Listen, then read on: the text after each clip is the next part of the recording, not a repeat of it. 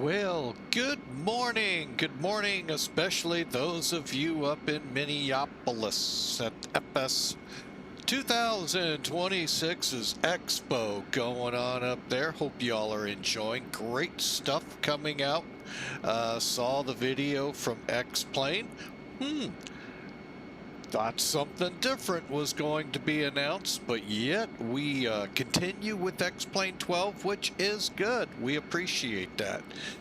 But yeah, hey, welcome in. This is X-Plane 12, release 2 from 4.3, no, 4.2, whatever the heck it was. But anyway, hey, we're just not doing betas. Just got a little sour on the CTDs that kept coming up with every beta. So I just, you know what, we'll just hang tight with the release for now, and hopefully things will settle down up there in Laminar world. But some good stuff coming. If you haven't seen the video, look for it. It's out on YouTube. Out on my Discord channel too, under X-Plane updates and stuff. It's a good listen. About 12 minutes, I think it was, 15 minutes. I could be wrong. It could have been longer. And you know how time can fly, just like we are here at Flying with Mike.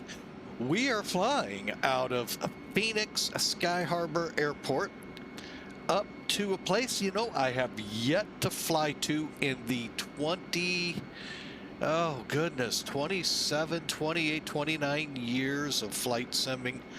And I thought, what the heck, I think it's time to pay a visit to Glacier Park, Montana.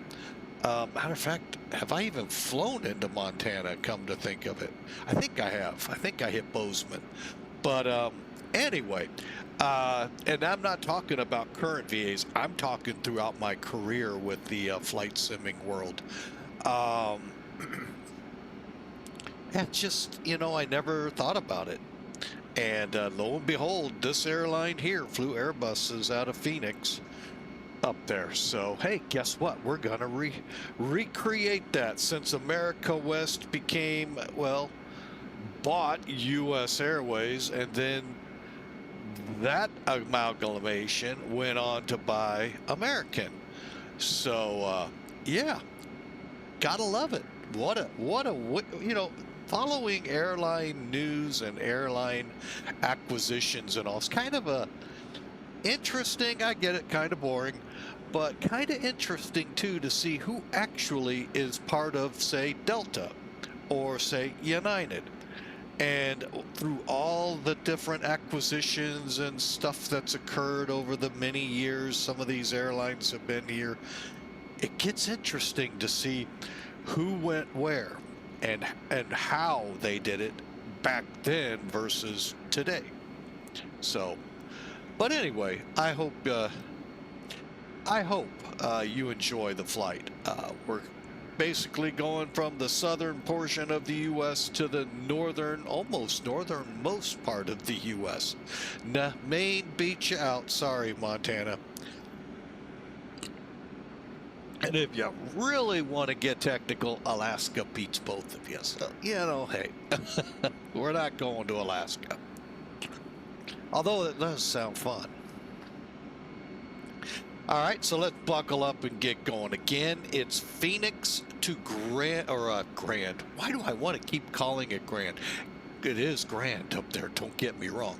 Glacier Park International Airport in Montana.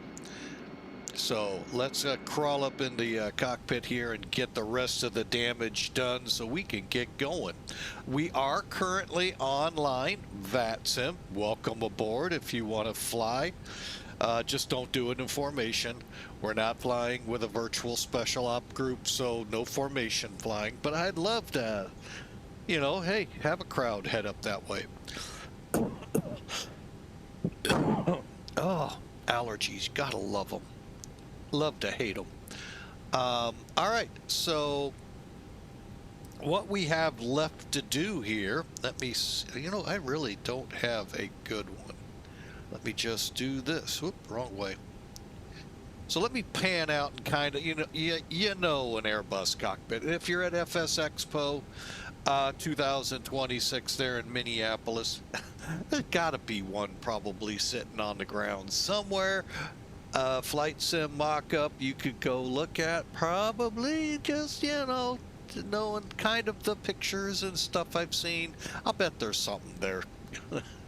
So, but anyway, we basically have it powered up, the INS system aligned, ready to go. We've got the flight plan loaded, which we'll talk about in a second. And the weight and balance. We'll get some of those numbers in there. Just realize the numbers aren't going to be exact. They can be if you so choose from SimBrief, but I choose to massage the numbers a little bit, if you will. All right, so we are just about ready. Let's pop down here, pull up the FMS. Actually, let's do better, one better.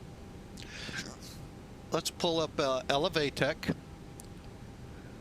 and look at the flight, basically, like I said, from the southern U.S. almost to the border. And not a lot of weather going on.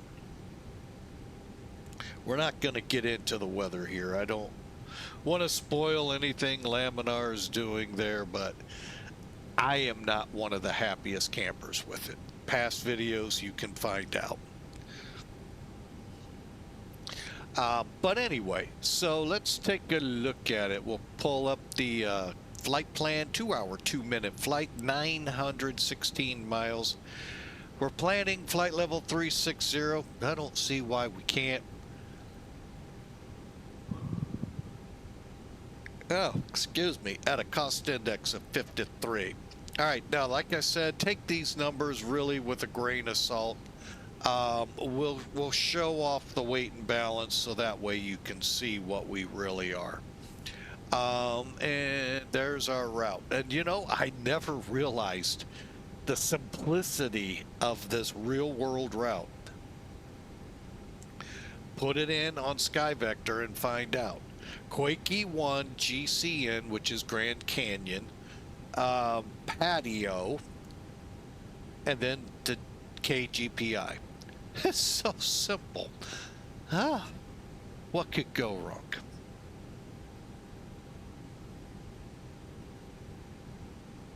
All right, currently no ATC. Yes, we are not in Los Angeles airspace. We are in Albuquerque. Where Bugs Bunny always made that, where he should have made that left-hand turn. So we're in their airspace. So hopefully we won't make any wrong turns. All right, so let's move on. Elevatech, there we go. All right, so where we have left off at, we're flight plan. We've checked it. We're checking the rad nav just on the outset. We got to come back. We have it set. And now we're going to the infamous perf page. The page that's really actually fun. You can do your flight, your formations there, or you can use the takeoff performance here. First off, let's look at what's actually in the plane. We have, hang on.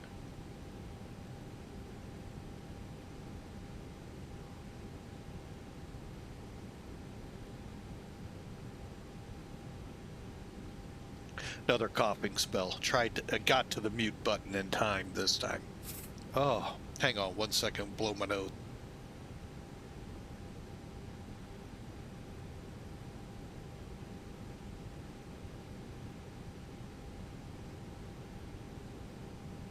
All right, again, my apologies.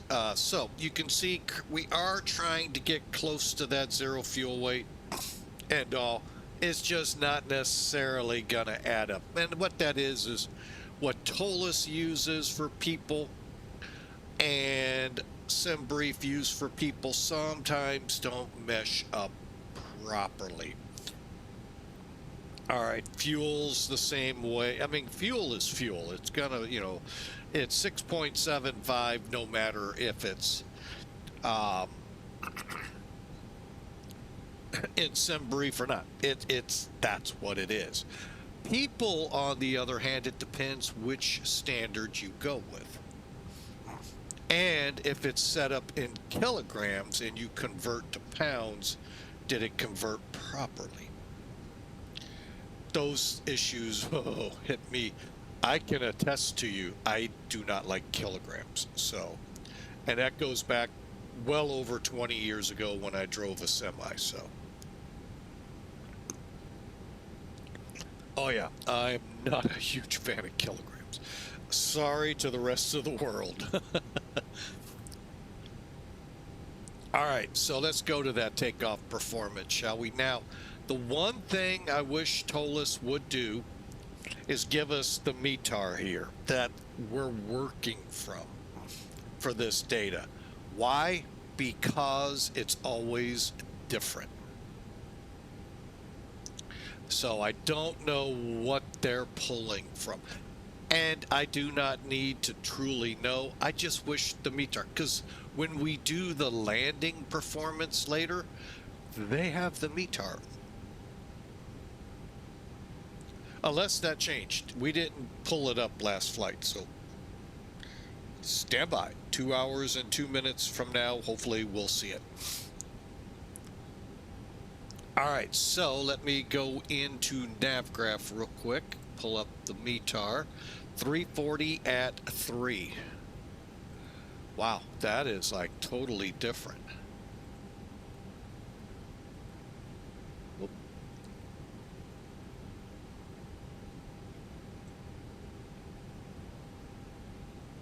Okay, outside air temperature is a balmy 32 degrees Celsius. Or we could be, the glass is overflowing and say 32 degrees Fahrenheit.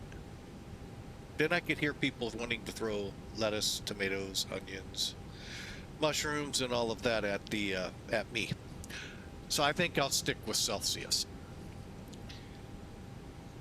Okay, 2981. This is 43 minutes old. Wow. And everything else looks good. We'll have the air conditioner on.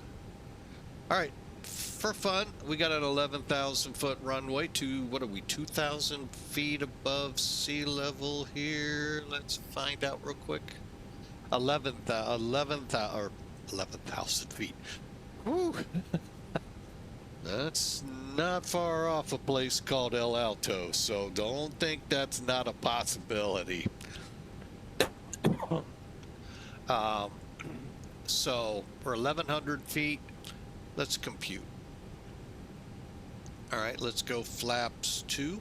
See if oh, I'm warming. That will make me happy. All right, so we'll go flaps 2 flex. And we're going to look for numbers like, well, we'll see them here in a minute. 136, 136, 139. We may adjust the V1 just because I'm the captain. So let's do the uplink. 2981. We confirmed. Tree 0 diagonal tree. Now, what I do something some people say you shouldn't, but I do it. I go ahead and put flaps 2. And the numbers seem to do better matching up to our projection and what's on here. And while I'm at it, I'm pretty sure Black Box can help us here. If not, oh well. And shame on you. No. Enjoy retirement. Shame on you. You don't have Phoenix. Oh, wow.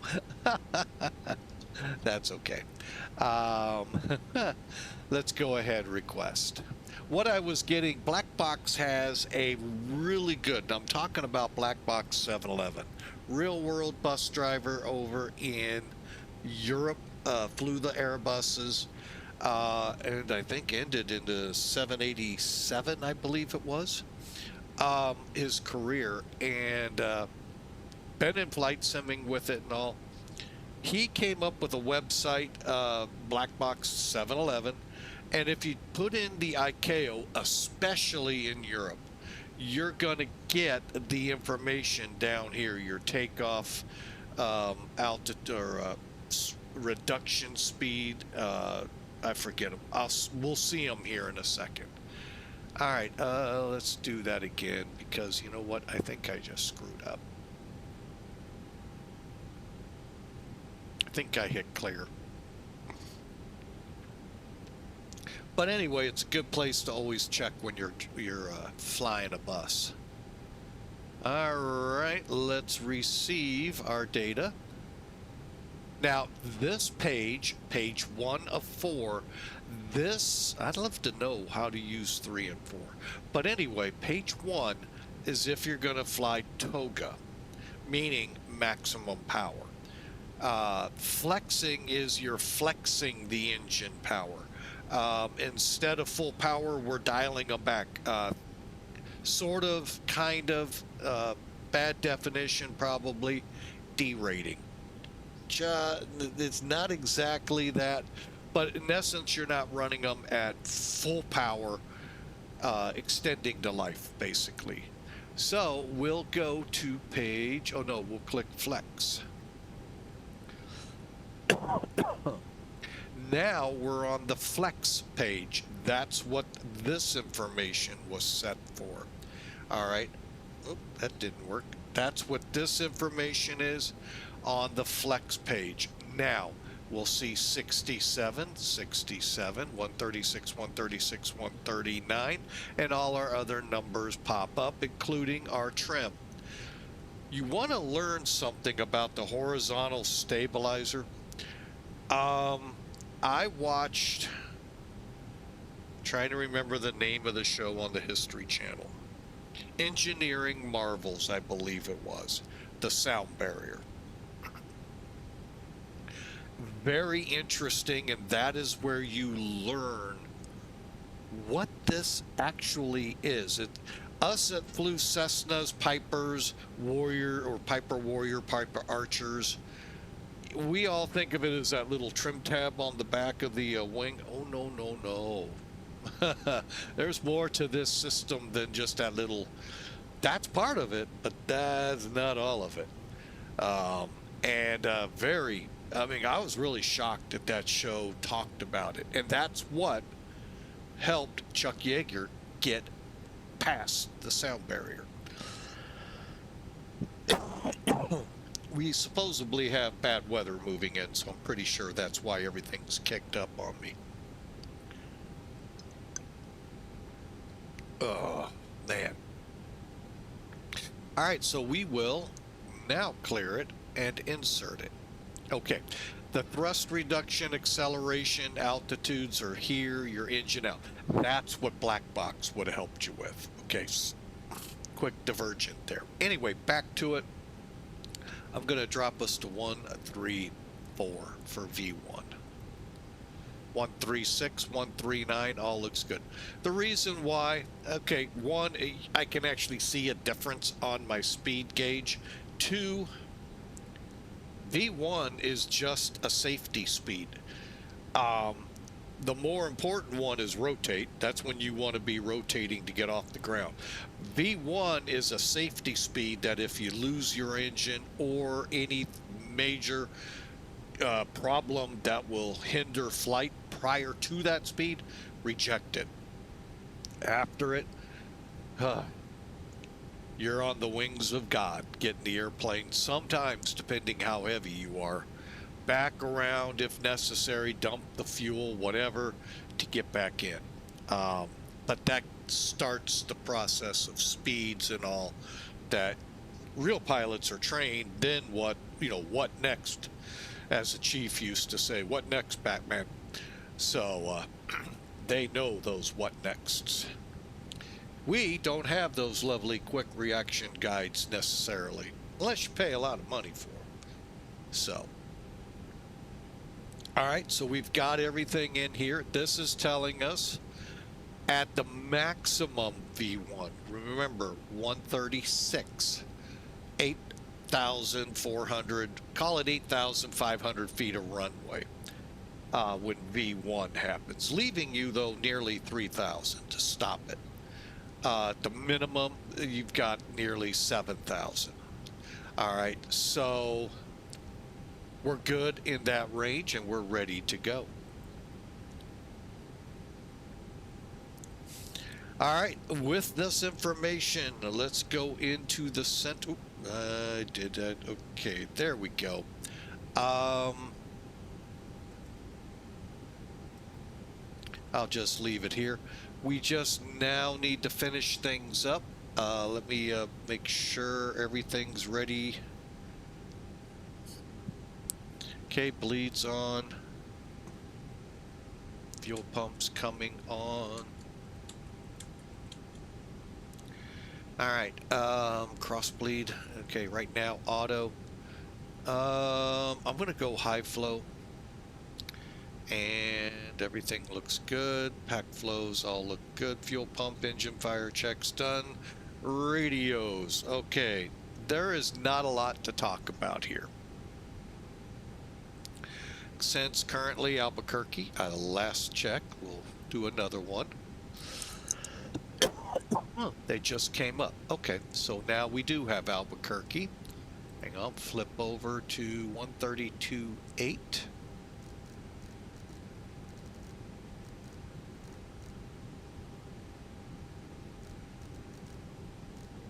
All right, we'll touch base with them here in a second. Hang on. I've still got coughs ready to roll. Hang on.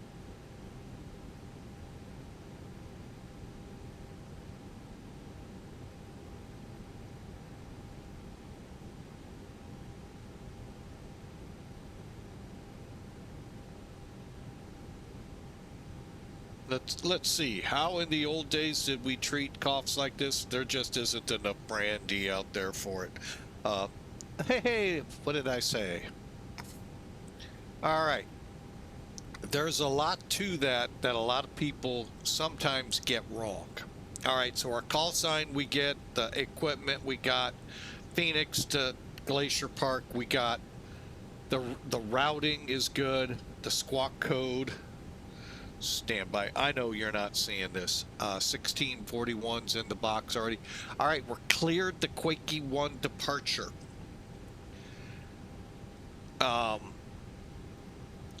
The departure transition is Grand Canyon transition, and we are to climb.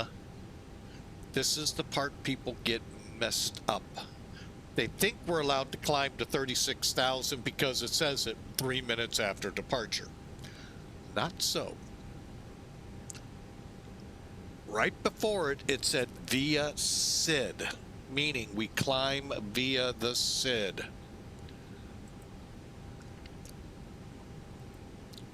All right, so what does that mean? So let's pull up the Quakey 1. It's kind of an interesting departure. We're going to be runway 26, and we'll have up to Hervu and working our way up. Now, here's where it gets interesting for people. ZDOG 5,000 or above. No, that's not via the SID yet. Initial climb, top altitude is 8,000. However, hold on, at ZDOG, we do need to be above 5,000 feet. And what it's doing is making sure you'll have enough to get up higher than the terrain to the north.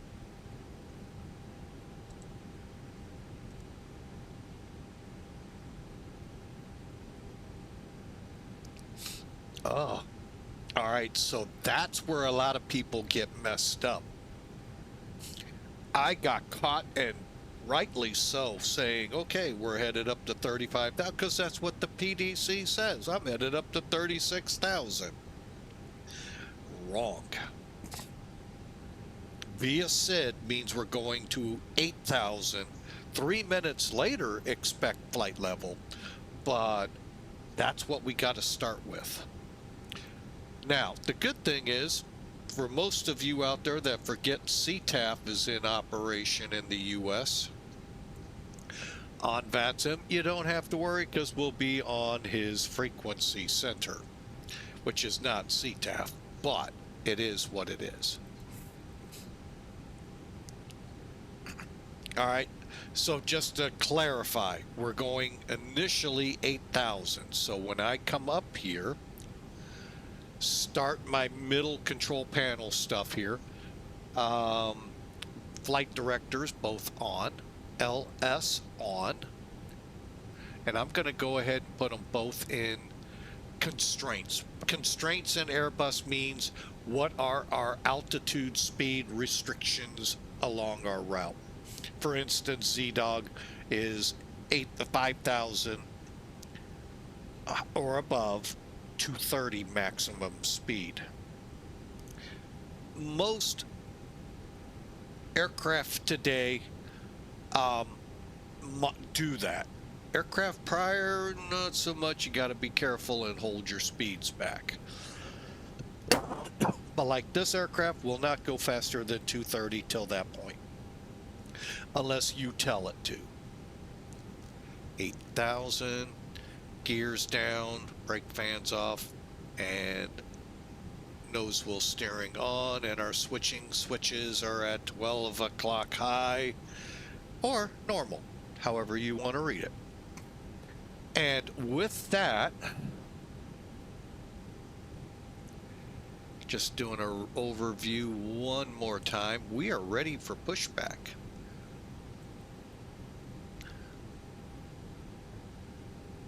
One thing still needed to be done, and that is to start up the ACARS program.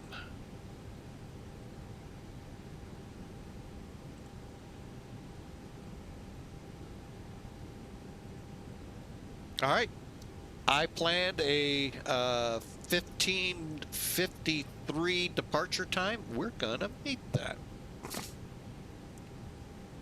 Over to Unicom. Now, one thing real quick before we do, there is a way to load your airplane right here with the MECH and the ATT buttons.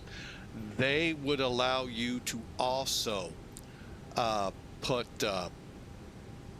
whatever each of those boxes are, like your passenger count for ATT, your fuel under MECH, cargo if such, and so forth. So, but when you click these, notice what happened here. The call light went out. So make sure you turn it on. I am going to go ahead and dispatch. Wait a minute. Okay, we'll use it up here. I'm not. Well, that's weird.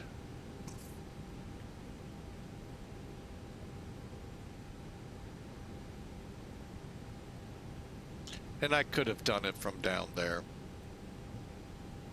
Huh.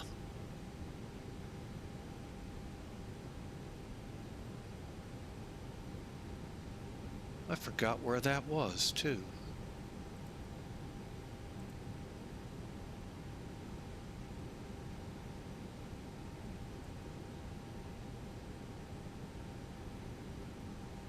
ICS and on, huh? Oh, okay. I see what it's. I did do it right. Okay. I'm just like, why am I not seeing the ICS? That's because they put them all here. Okay, I'll track with you, ToLiss. Sorry, I don't know why I didn't pick up on that Thursday. All right, we also have AvTab capability. We're not going to put a route in because it, I don't know, something never seems right.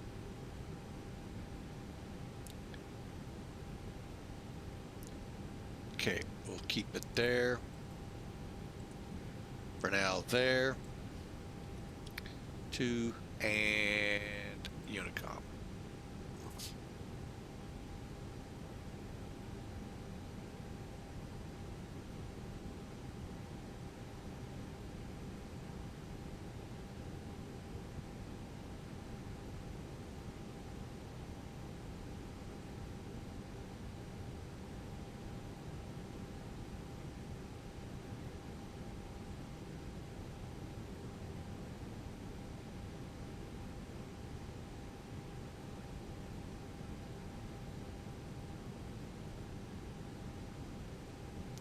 Okay, I'm just getting things squared away here a little bit more.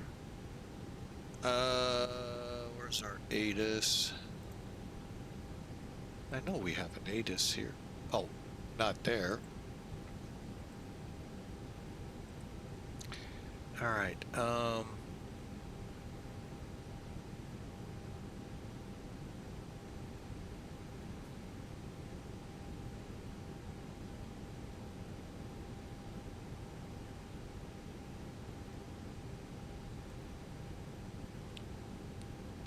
Albuquerque Center, Cactus 366 at Phoenix with uniform. Request pushback and start. Cactus 366, Albuquerque Center, good morning. Push and start the alley, obey at your discretion. Advisor, data taxi. All right, our discretion into the alley for Cactus 366. We'll call for taxi. All right, let's do it. That didn't say in there. I always like to go back and think I missed something. I did not. Okay, let's get this thing, take a look outside. What do we got left to do? Chocks. Probably external power, which we'll make sure. And coming up on 22, ready to go. Southwest 1813, roger, wind calm, runway 22, clear for takeoff. All right, so let's head over here real quick. Southwest 1813. Oh, let me check real quick. I do have it as available. Okay, that's disconnected. All right, into the alley we shall go. Let me just look.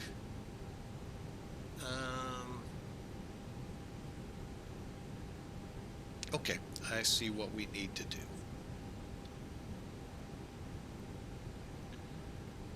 Okay, better push back. Ground to cockpit. Please show me where you want to go.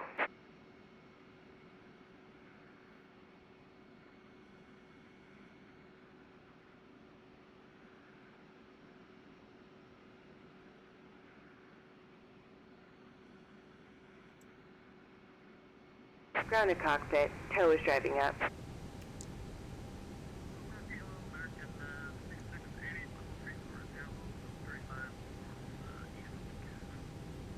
American 2680, Albuquerque Center, good morning, radar contact flight level 340.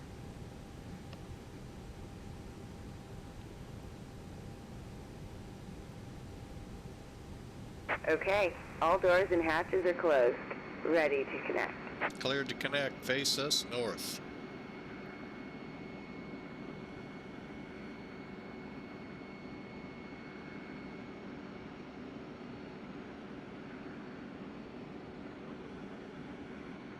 And again, this is a free utility.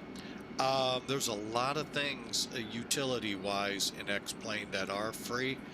Now you just have to be careful that they are compliant with the SDK. There's no way we'll know. We just have to download them, and if it crashes to desktop, get rid of it. Cactus 366, Albuquerque. Tow connected and Go ahead, bypass pin Albuquerque. inserted. Release parking brake. Cactus 366, when you are ready to taxi, go ahead and give Phoenix departure a call 128.65. He just signed on.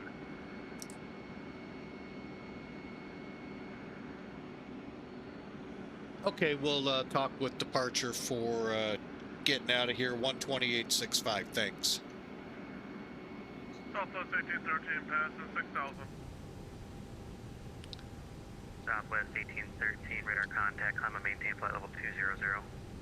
Up to 200, Southwest 1388. Starting pushback, and you may start engines. What's he on? 28. 650.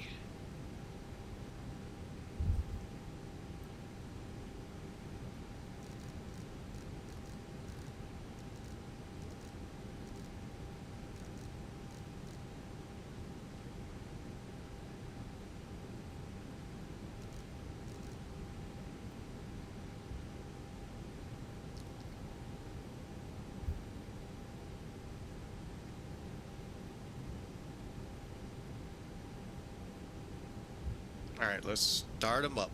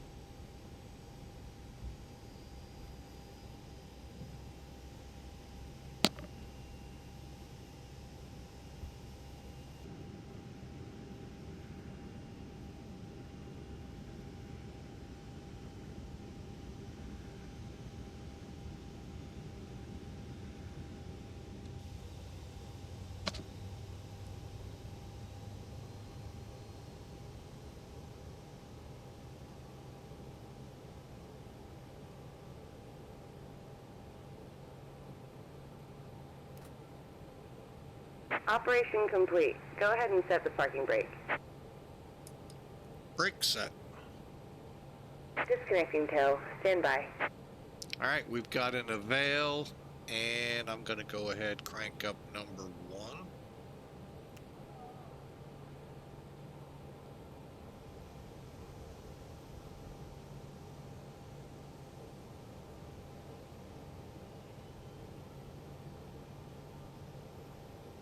Here comes the fuel, and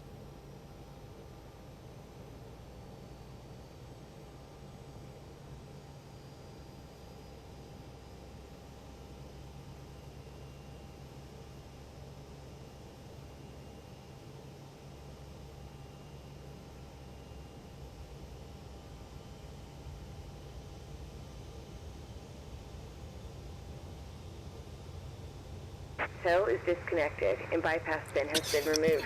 Hand signal on the right. We'll see you next time and have a safe flight. excuse me. All right.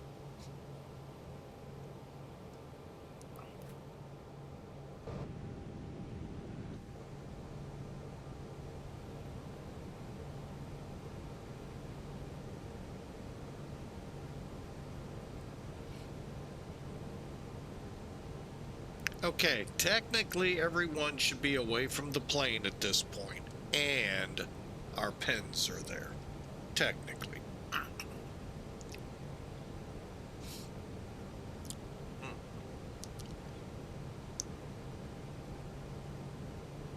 All right, let's get this plane going, shall we? 3 minutes, start, and up we go. Lead.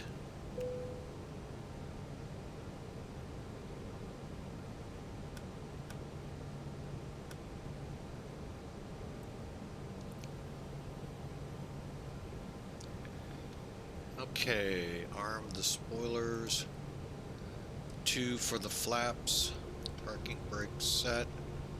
Normal. Reset. Lock, parking brake, flaps. Okay. Oh, while we're there,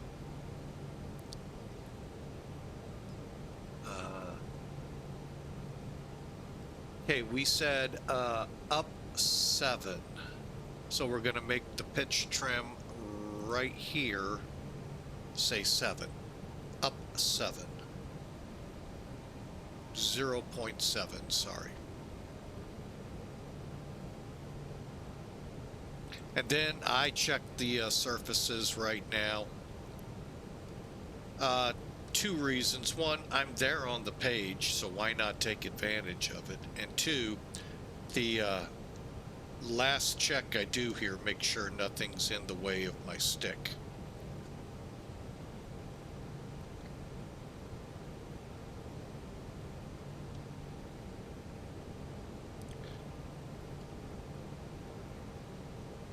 Okay, everything looking good so far. Check the rudder here in a minute.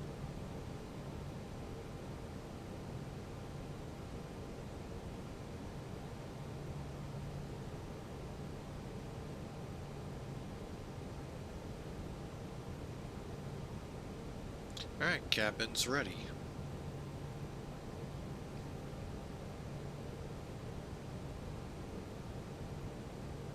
Aha, found something blocking me. Double check. Good deal. Alright. And we'll turn that off. Okay, it stays there. Auto brake to max. Timer on. We'll hold on terrain and weather radars at the moment. However, potential wind shear will get turned on.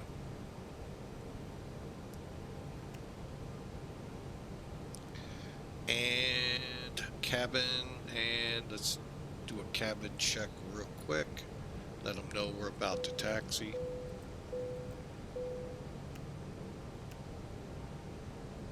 Okay. And airplane check. Did you study last night? It sure looks like it did. All right. And one last check. 12865.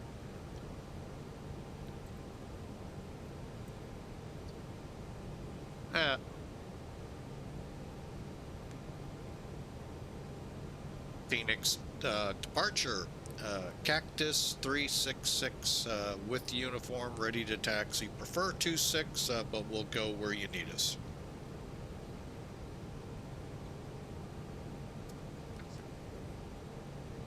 Maybe.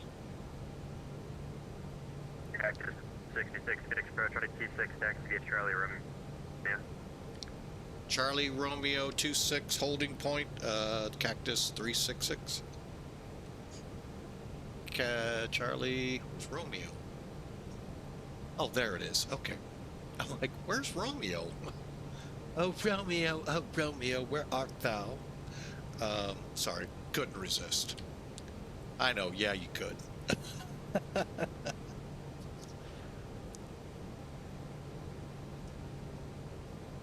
right, here we go.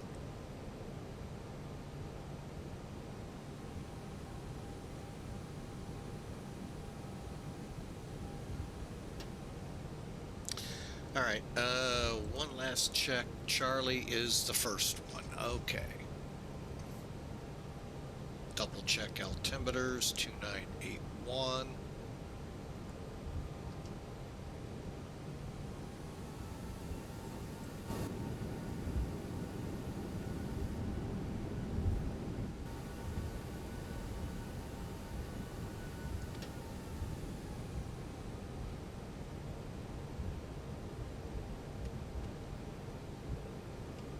Oh, those were the taxiways. Oh my gosh. I thought those were clearance lines. Ooh, that seemed a little tight.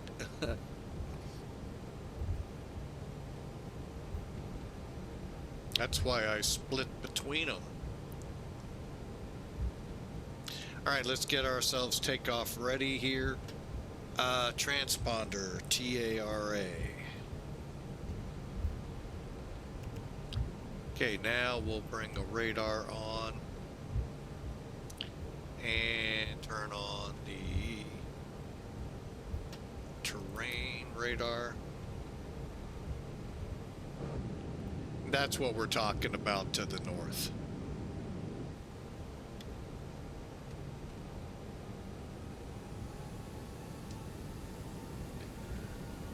Okay, next one to the north.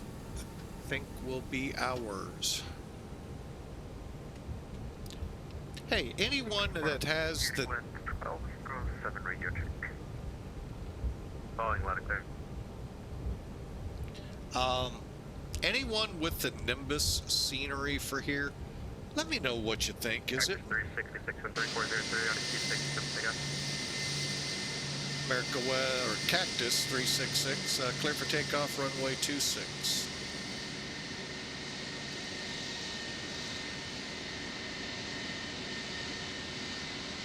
Yeah, let me know. I don't see much difference. I hate to say that to Simba because I feel that way at O'Hare. Okay, landing lights on.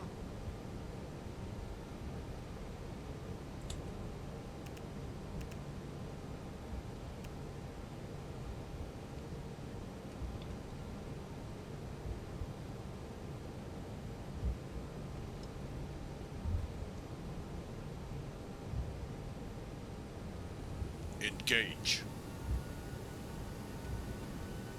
Okay, remember, we are flexing.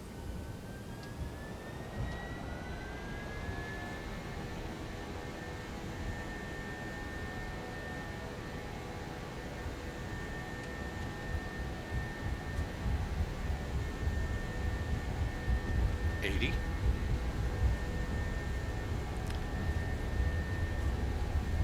$100.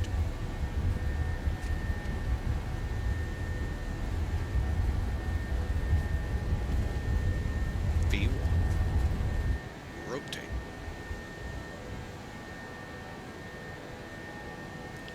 Got a positive rate. Gear up.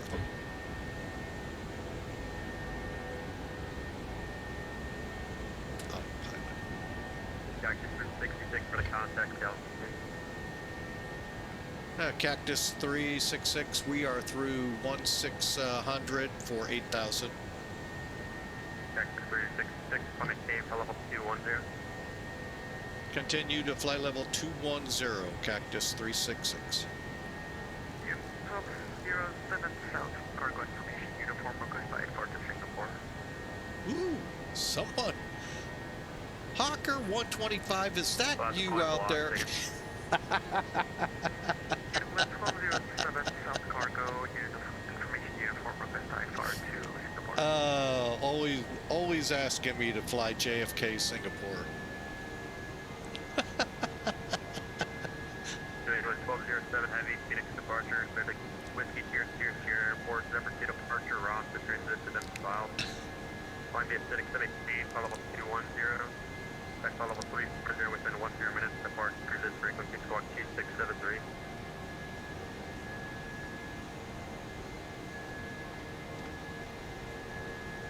Clear to Singapore, zipper 2 departure, and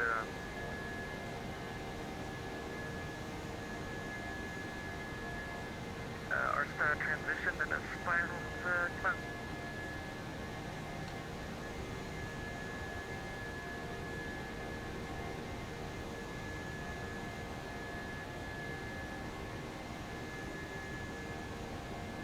All right, we're on our way. Ground spoilers.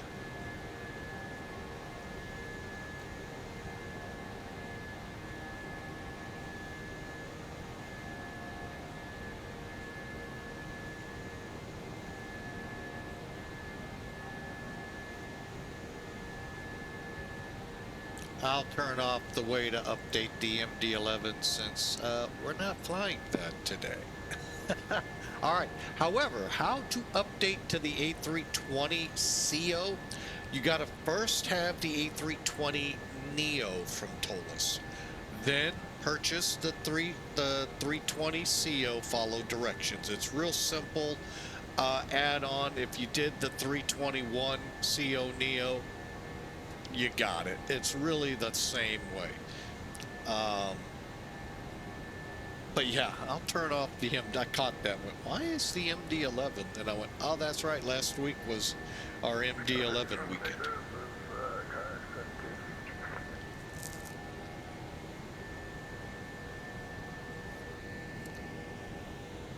All right, we're through 6,600. We're going to be definitely above 5,500 in Zidog.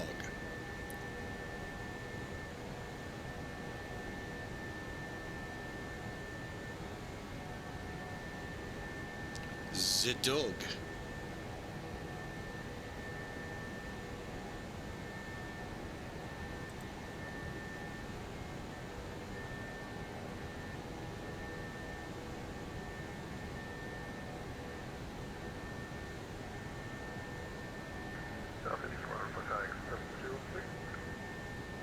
Good. Good morning, Kayak 703, aircraft type A320, Neo stand, Foxtrot 9, information, Victor forward, request appearance to Miami via Eclipse, which number was that? Eclipse 1 departure, safe transition. Good. Yankee 703, approach, go to Miami International Airport, Eclipse 1 departure, phase transition and a file. On the acidic spec by level 390 within 10 minutes, departure, then frequency squawk 4116. clear to Miami via the Eclipse, one departure, phase transition, plus flight level 100, 10 minutes after departure, 3904, kayak, 703. Yankee 703, readback correct. And you went 1207, we're clear to Singapore, gate number 2 departure, our still transition, then as filed. Columbia, Sydney, accept to maintain the level 210, departure frequency squawk 2673. You went 1207. Setting on 1207, heavy readback correct. Contact Albuquerque Center 32.8.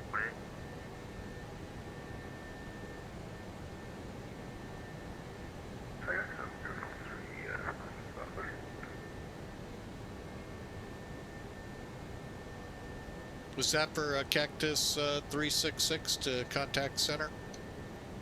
Cactus 366, contact Albuquerque Center 132.8. Over to 132.8 Cactus 366. Great job, thanks. Kayak 703, requesting ground number.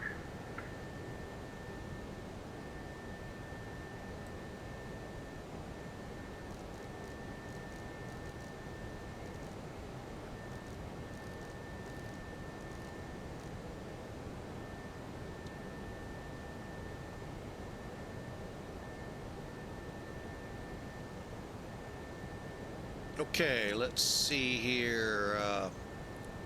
Albuquerque Center, Cactus 366, back with you through 11,900 for flight level 210.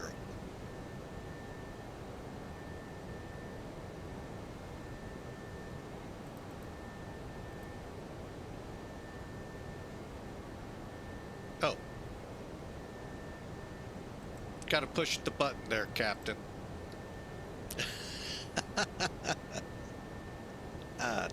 Albuquerque Center, Cactus 366, back with you through 13,000 for flight level 210.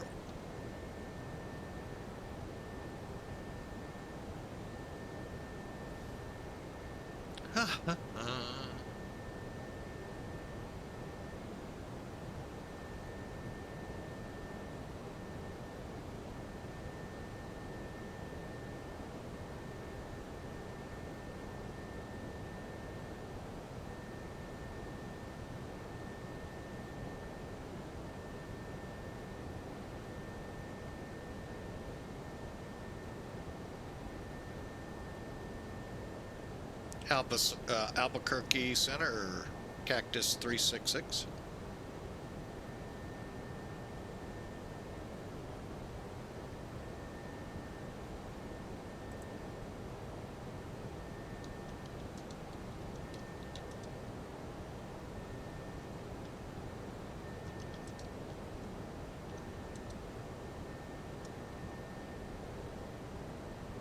Floor 02, pad 7000.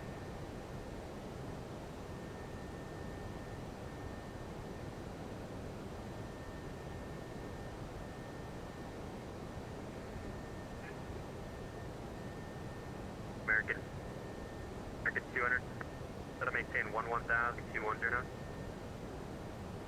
You're breaking up.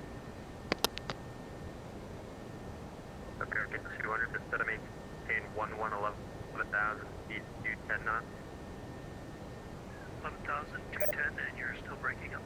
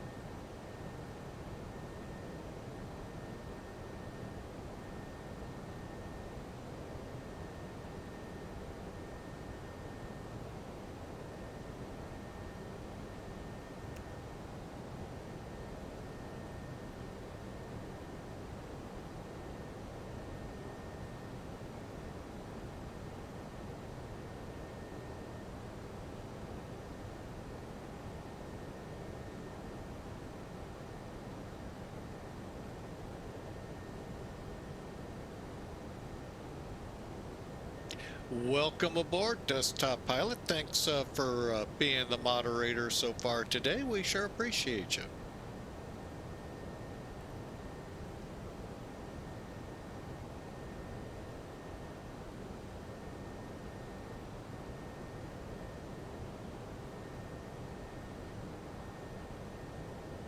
I wonder if he is going to reset.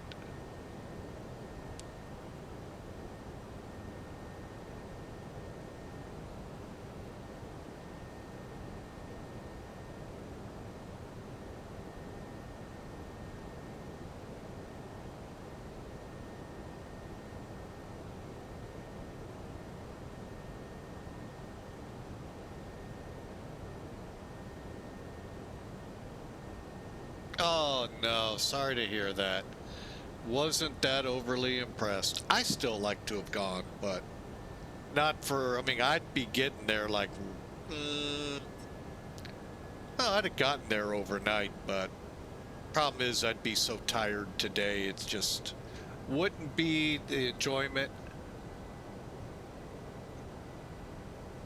So many ads, how can I thank you, Pratt BT6? A subscription would help.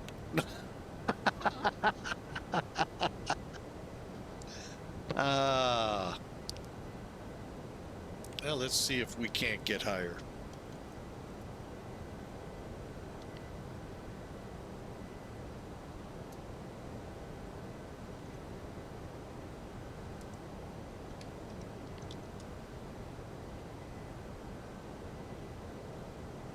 Sorry to hear that, Desktop Pilot. Like I said, I'd have loved to have been up there. I just to go up one day, see it, turn around, come back. I mean, it's literally close to 8 hours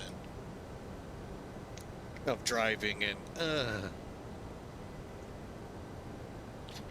especially, well, actually, I don't know how those roads would be today. Back when I drove the truck, it would have been a lot of 2-lane.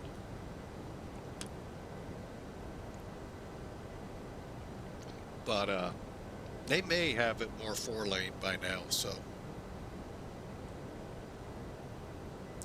All right, I guess I'm not getting higher.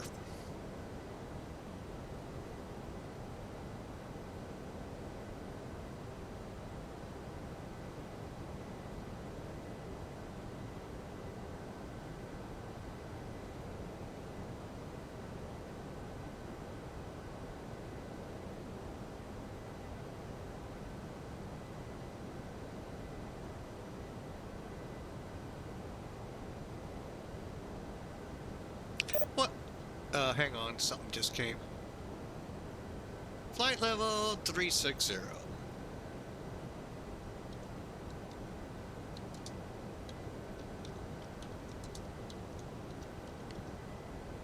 Boy, it's been a while since we've been this way on text. Hang on a second, let me get her climbing again.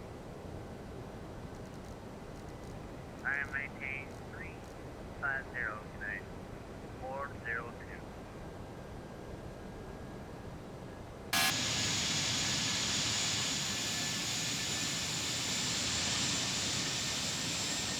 Gotta get the sunlight on this. Well, again, I would have expected that. Microsoft being geared more to, but I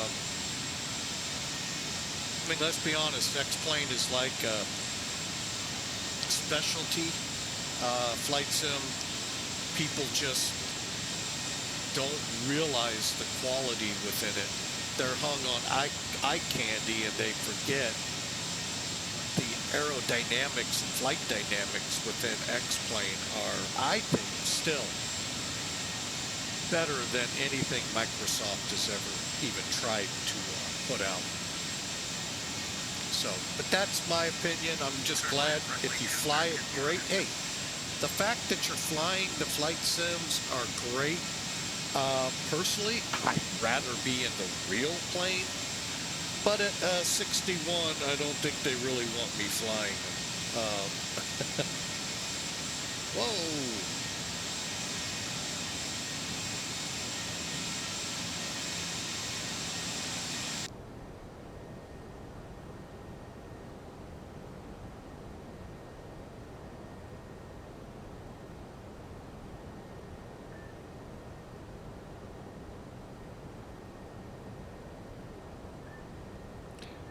Okay, cleared for chaos. Welcome aboard. Hope you're having a great weekend.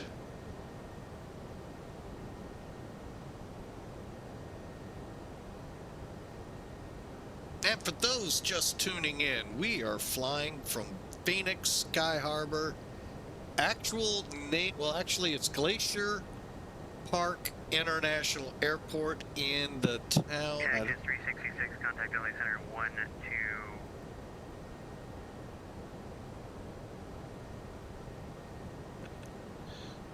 Cactus 366, contact LA Center 126.52. See you later. All right. 126525. Thanks for the ATC and great job getting that fixed. Thanks, appreciate that. All right, now we're going to LA Center for a brief moment. I really wasn't sure they wanted to talk to me in that short span we'll be in with them. 525.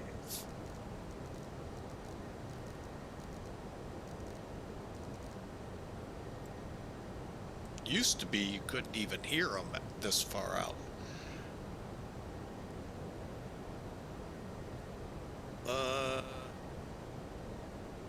So what? I'll get back to that in a second. LA Center, Cactus 366 with you, climbing to flight level 360.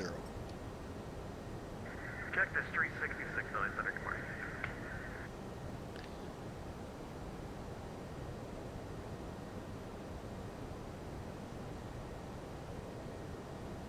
This guy is, ooh, a flight engineer of a 727. Nice.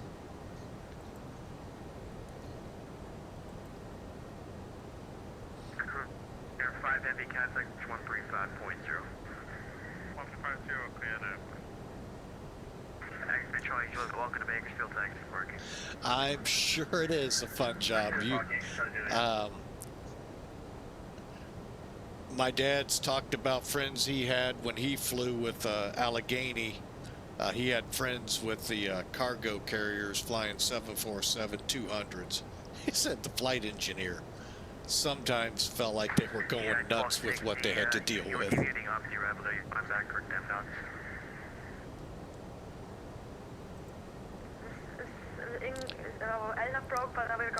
He always said you could tell the ones that were working in the cockpit and the ones that wasn't. The two in the front seats weren't. He, the flight engineer, would be dripping with sweat. So, and you know, it's obvious to tell with all that those aircraft you had to do. It's a lot you had.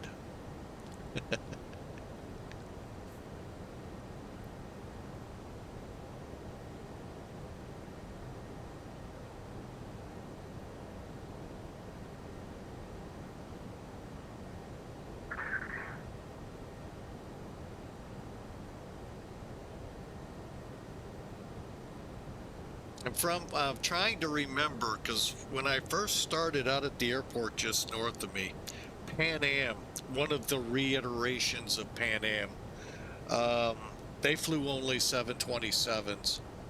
And what flight sim, what I remember seeing and photographing for the fire department to help us in shutdown, emergency shutdown, not your style of shutdown.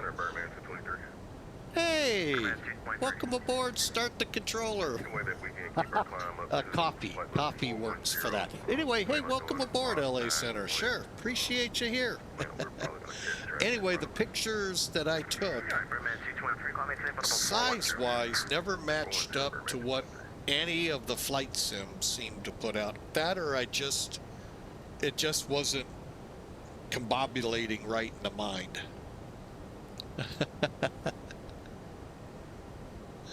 So, but I love the 727's a fun plane to fly. Heavy radar service terminates at Duets.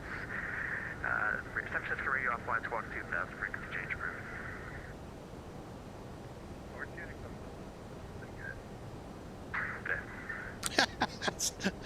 I think Geared for chaos, I think that goes for just about any airplane. The 727 isn't too bad, especially in cruise, as long as nothing goes wrong. I think that sums it up for any airplane. But that's great. I get what you're saying, though.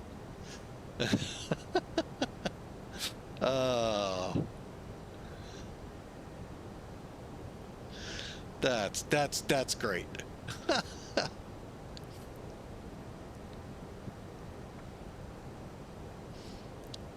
Yeah, the cool thing with flying the 727 in flight simming, I used to run into trouble with hypoxia. I just didn't turn things right at the right times. You know, there was a switch in the settings that turns that feature off. Unfortunately, you don't on the plane. I love that part. Turn hypoxia off.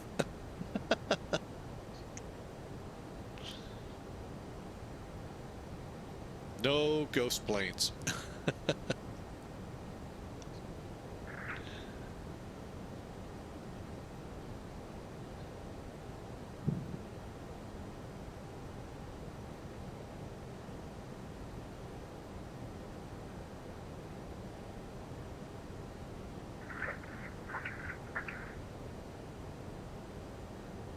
Oh man, what a fun day. We're headed to Glacier Park up in Montana.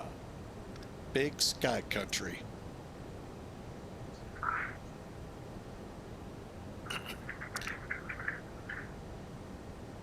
Oh, you know, there's probably a real good chance of that cleared for chaos. 86 ready for the Cat 6, Lake Center 125.57. 25.57.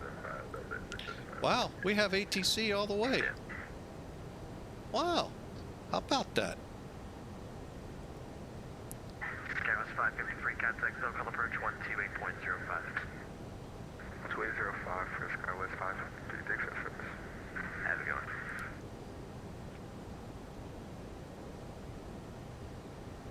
American 598 OA Center. Oh man, I really wasn't expecting all of this. Controllers up LA, I always expect, but everyone else, that is awesome. And I'm probably pretty sure I know something might be behind it. Yeah, I know ATC is here in the chat. Yep.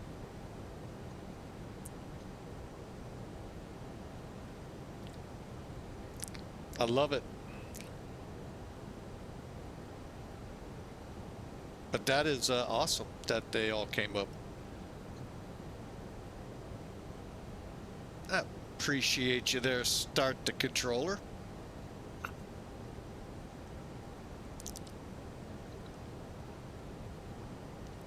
Might change my name to Start the Pilot. Ugh.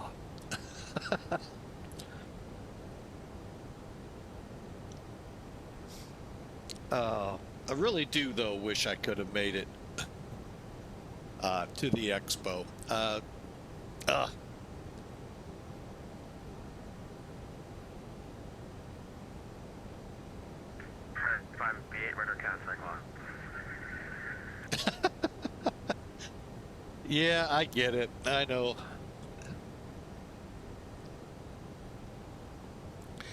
I'm pretty sure that's what the controllers say over in Europe when I come. Oh, this guy don't know us. Yeah, they're 100% right. I don't know Europe. I just know how to fly the plane.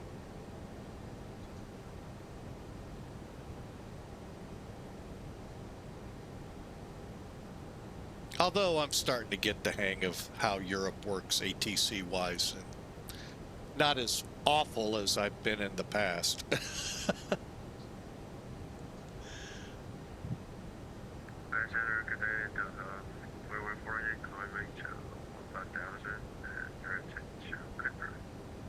You get too self-conscious. I get it.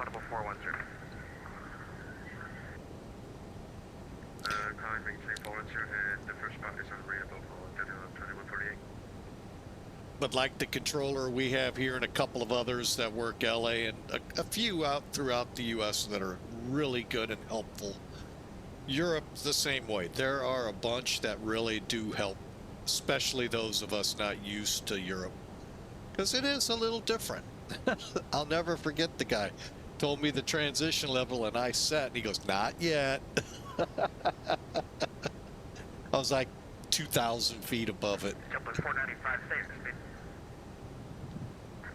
Mach 7.7, jump with 495. Mach 0.77. Okay, firm, jump with 495. Well, 495 increase to Mach 0.73. Reduce to Mach 0.73. Just making sure that's not something around. Maintain Mach 0.80. Am I even at my cruise yet? Almost. Mach 0.80 greater for Southwest 443. That's correct, Southwest 446. Yeah, I get that too, clear for chaos. 0 greater, Southwest 446. And the same way, when I'm on VATSIM, yeah, you get a little self-conscious. I don't have any issues talking to them in real life. 598 radar contact, descend via hold 2, arrival Los Angeles altimeter 29 radar. I copy, give the hold for American 598. Let me turn the gain up. I don't know if there's any weather out here or not. Problem is, it's a desert. It's not supposed to.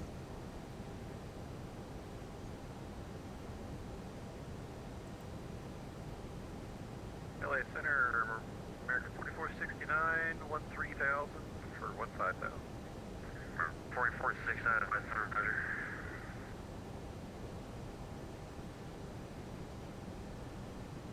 American 4469, climb and maintain, bubble 290. All right, well, since we're going to be on Salt Lake, 25575, let's go ahead and dial that in.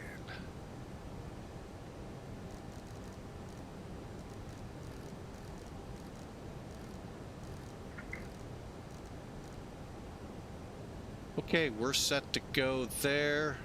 Flight flight 51 cross, Blythe, VOR inflatable 250. Hey, we're finally at cruise. Flight 51 cross, Blythe, VOR inflatable 4, inflatable 250.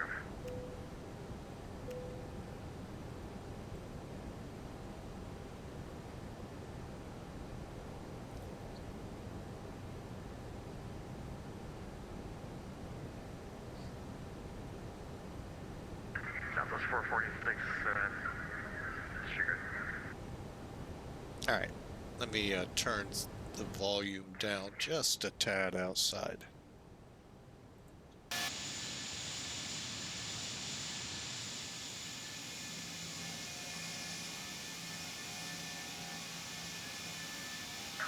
Jump to 495, what's your indicator speed out log number? Currently indicated is currently, let's say, 242, 243. Plus 446, what's your indicator speed? 249, Southwest 446. Okay, Roger. I'm just showing you guys that state ground speed. LA Center, good morning. American 420, 9,300, climb via up to 15,000. Oh, American shame 420, on me. Hang on. Let me get that overlay up top so y'all know how long it's going to take. What up, woohoo? American 4469, per the CMU's request, turn left heading 360 back.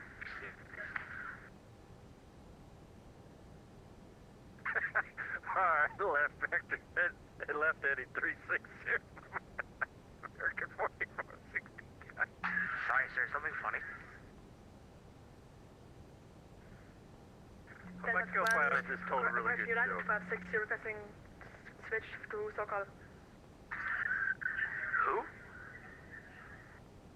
United 1260. Oh, brother, he had 1260, approach 128.05. You ran it back and you switched over. United 560, bye-bye. Delta Excuse 2140 me. heavy traffic, 12 o'clock, 3 miles northeastbound, flightable 200, climbing Boeing 737.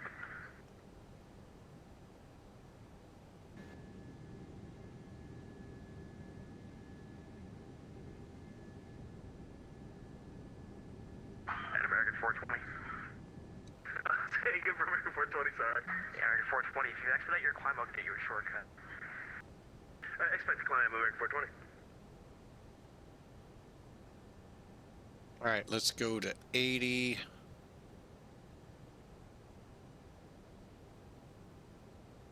Yeah, that's let's go. Delta 2148 traffic, no factor.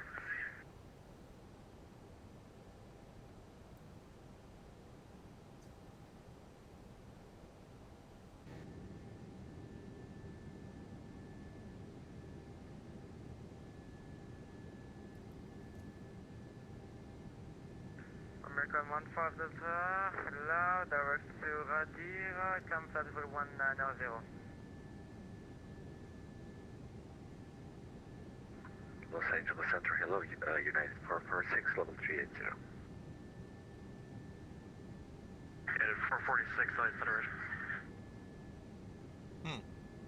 I was looking for that traffic for flight 851. Flight 851. And American 15 Delta, you second. American 15 Delta, LA Center, roger, climate maintain level 280. American 28015. Oh wow! 495, reduce to your slowest practical. Can only imagine the chaos in that there, because it sounds like a lot of people flying. 495, reduce to your slowest practical for spacing. Slowest practical for spacing, JetBlue 495. 446 as forward speed.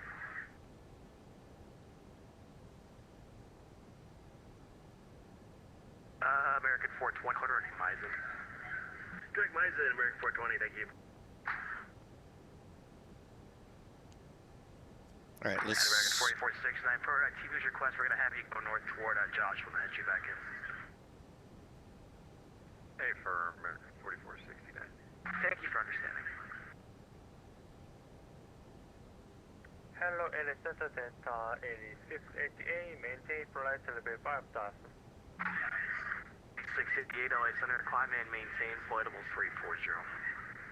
340 Delta 8688. Cactus 366, short time lift cuts, LA Center 125.57. Was that me? Roger.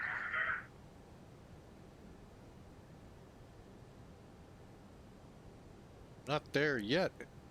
Alright, in Cactus 366, contact LA Center 125.57, have a good one. Cactus 366 over to Salt Lake 25575. Thanks for the great ATC.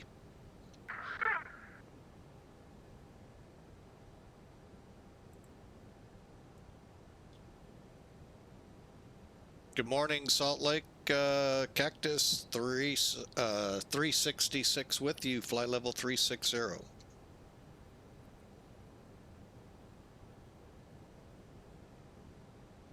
Cactus 366, Salt Lake Center, old call sign there.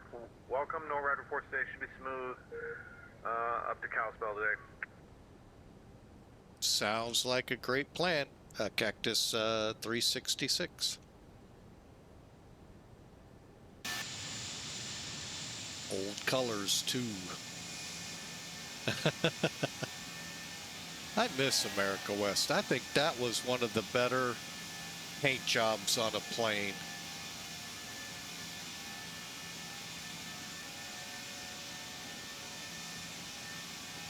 Delta 235 heavy radar contact to altitude. Delta 235 heavy, thanks. Climb, maintain flight level 230, resume normal speed.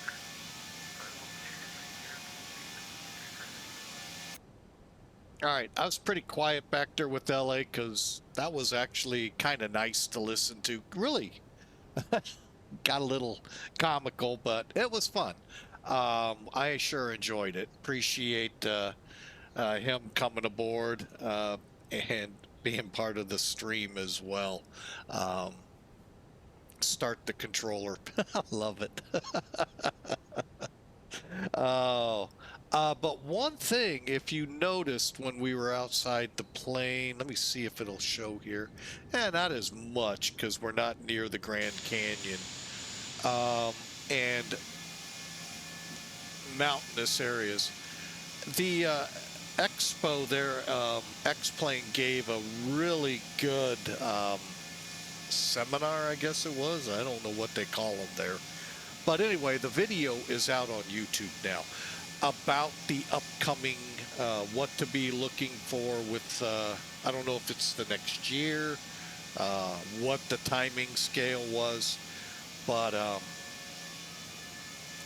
the scenery and how they plan to implement.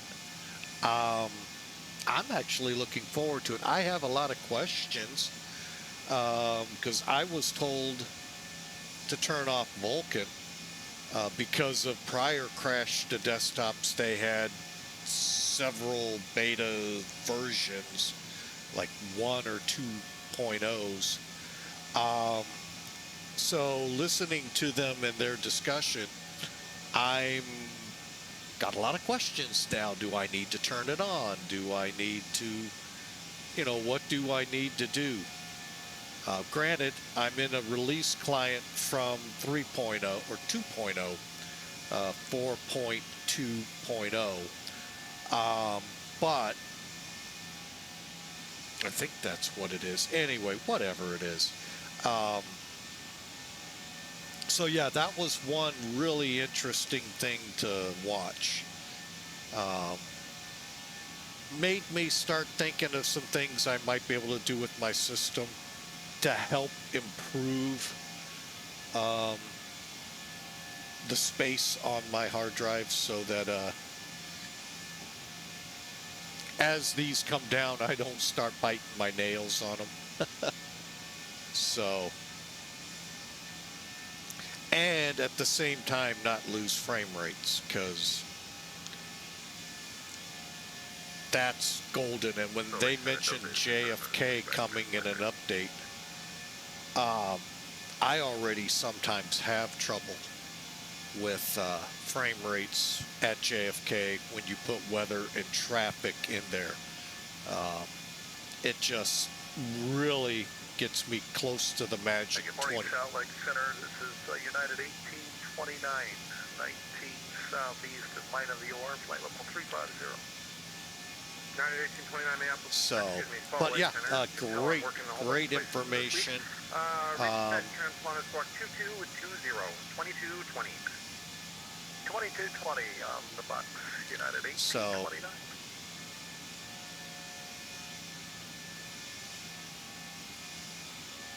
Would have been kind of neat to have seen it in person, but and then be able to contact Denver Center 127.65. Have a good day. And then be able to ask the questions right there to them.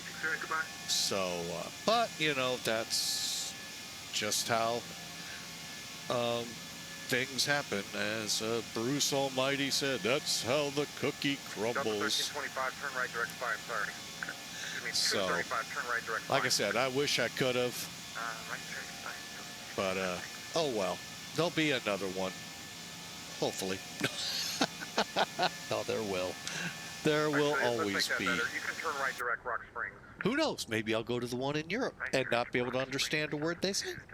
Delta 235, climb maintain level 390. 390. Oh, anyway. All right, well, we are, looks like about an hour and a half out of Glacier Park. 446 with this flight level 390. And we're in cruise. We're just going to kind of sit back, let ATC and the folks traffic do well for us as we head for Glacier Park, northern Montana.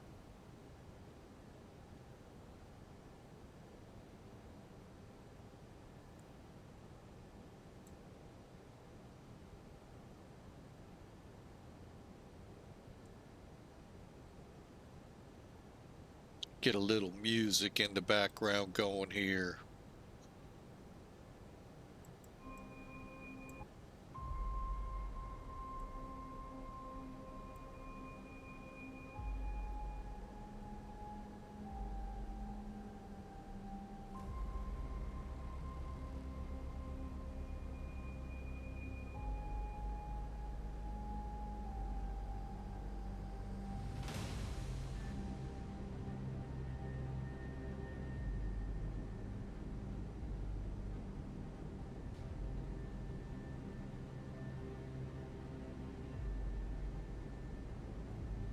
Salt Lake Center, JetBlue 495, flight level 350, slow approach, go on speed. JetBlue 495, Salt Lake Center, roger, you can resume normal speed. Normal speed, JetBlue 495, thank you.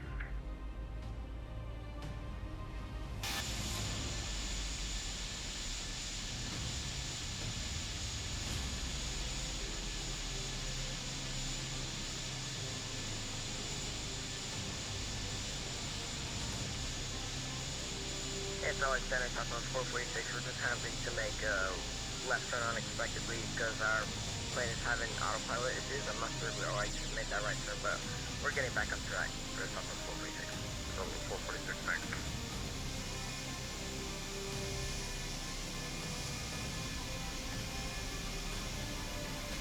Kind of 694, you climbing to flight level 400?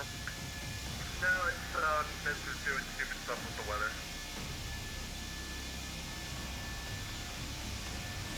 Was that a mountain wave? No, it's just switching between live and custom weather because it's crappy temp. It should be adjusted now. Yeah, it's just gonna work. Okay, roger, thank you.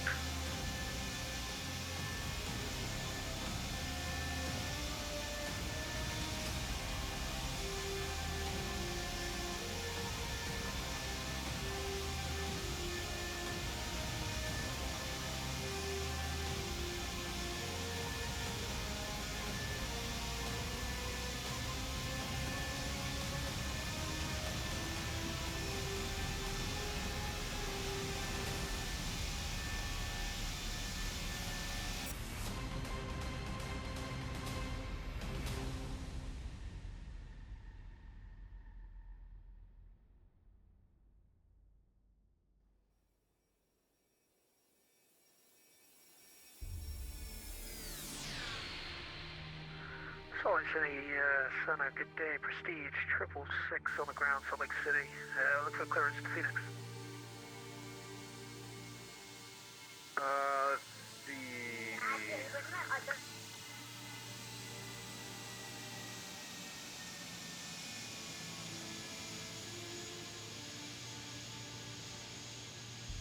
Prestige 666, Salt Lake Center, stand by for your BC. Roger that.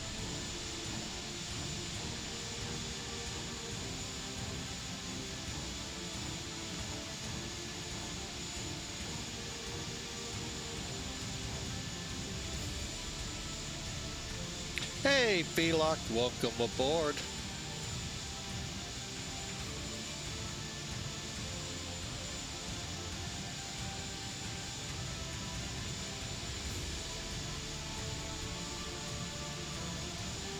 Stand by. 694, leave my airspace, so... We are doing great, sir. We are currently, our flight plan is Phoenix to Glacier Park, Montana. But yeah, we are doing great. Yourself? Haven't talked with you, I don't think, in a while. Salt Lake Center, good morning. Skywest 3931. We're on the ground at Jackson Hole, looking to pick up IFR to Minneapolis. I really would hate to have been the person to name that town Jackson Hole. Oh, there's so many ways we could go with that. Just landed in Minneapolis to join. Oh, awesome. Enjoy, sir. Enjoy. Wish I could be up there, but, you know, life is life. And it just wouldn't have been as much fun for me.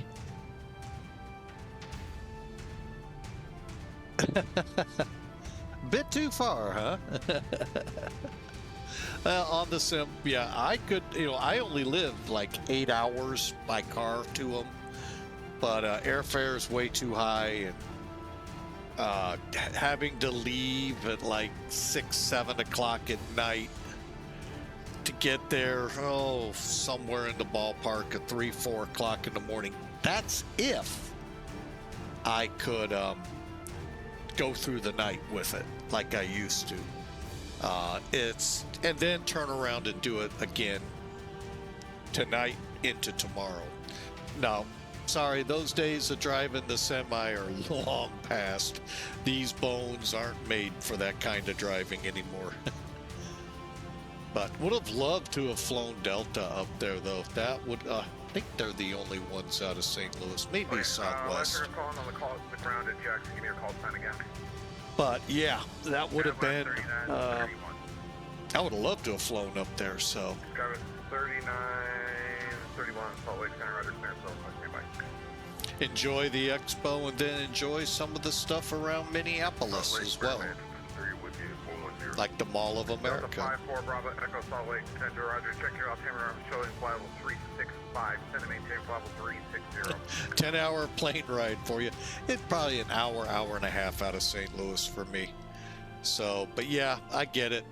I'm hoping, you know, the thing that was sad. 3931 cleared to the Minneapolis Airport Divide 2 departure, Boise Reservoir transition.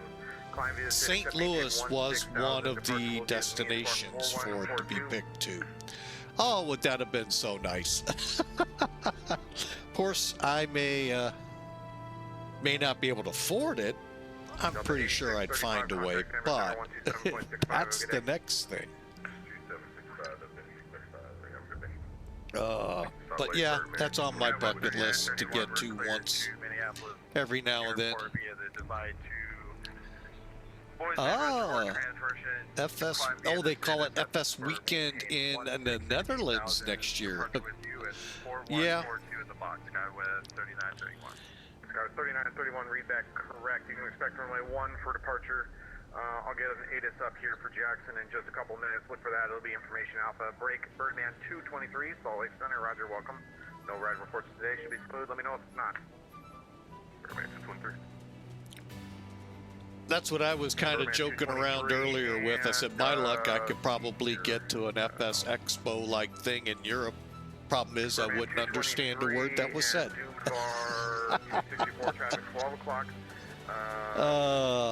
Who knows? I don't know where next year's FS Expo will be, so we'll see. A Challenger jet northeastbound, flight level 410, a citation jet. Alright, Birdman 223, delivery track. That I know a lot of Europe does, and matter of fact, we had an exchange student. I've told this story a million times. I'll tell it 1,000,001.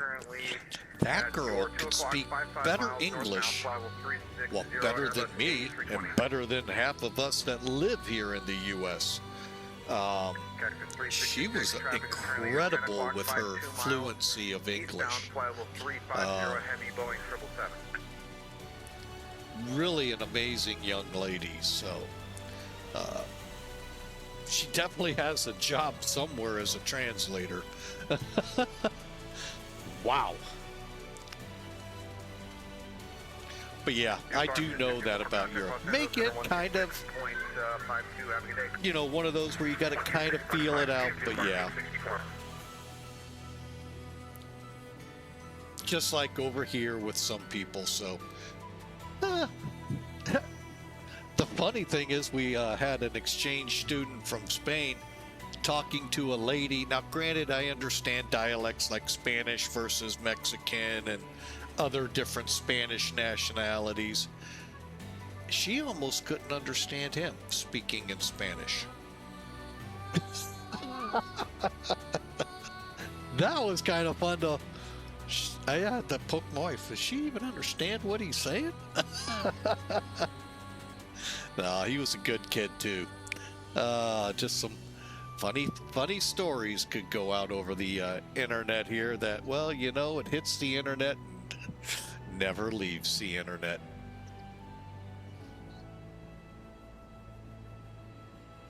But yeah, the Felock, if you get a chance, there is a great video on where X-Plane is going. over the course of the next few months. It was really good, and a good understanding of scenery, because as we know, that's where a lot of people throw their nose up at X-Plane. And it's really an interesting discussion that they had on that.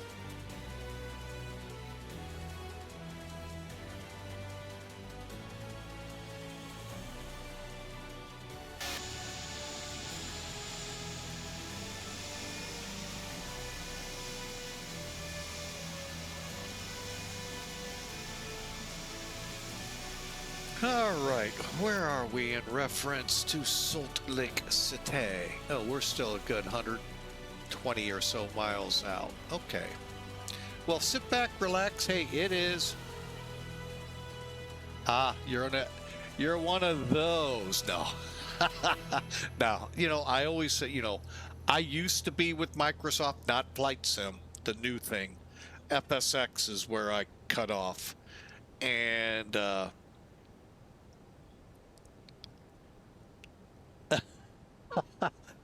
I just never got into that craze for it. I watched too many streams.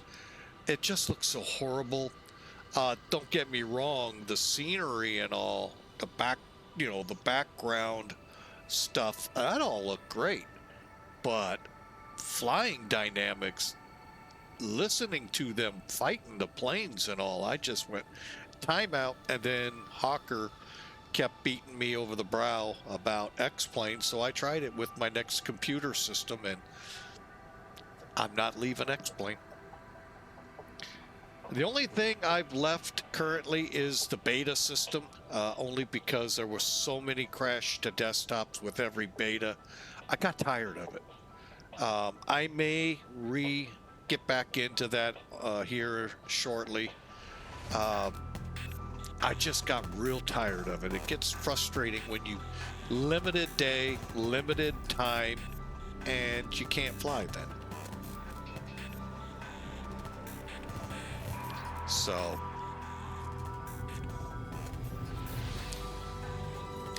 I understand what X-Plane was doing, but at the same time, they could have found a better way. And I know Microsoft had days like that too, so it's just part of the issues. Okay, who just cut in front of me here? Some KLM jet.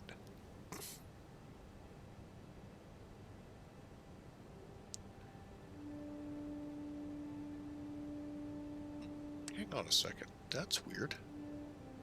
Yeah, it should have showed.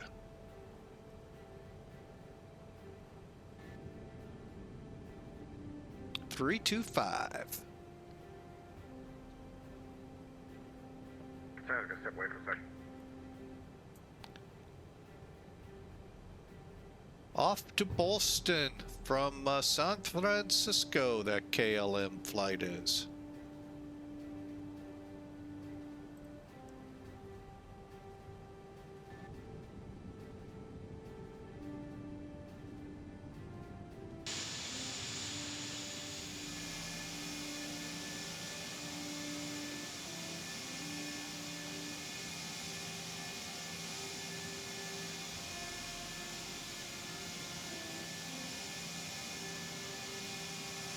But yeah, if y'all do get a chance, that is a really good video. Makes me wonder some rumors I've heard, if they weren't just that, and I was doing something I don't like to do on stream, spread rumors, and because this is what happens sometimes, they come back wrong. So, but, well, and I'm not gonna talk about that. What I will, we can get into that video, but you really got to watch it. It was really interesting. I'm gonna have to go back and see what they've added, because it seemed like every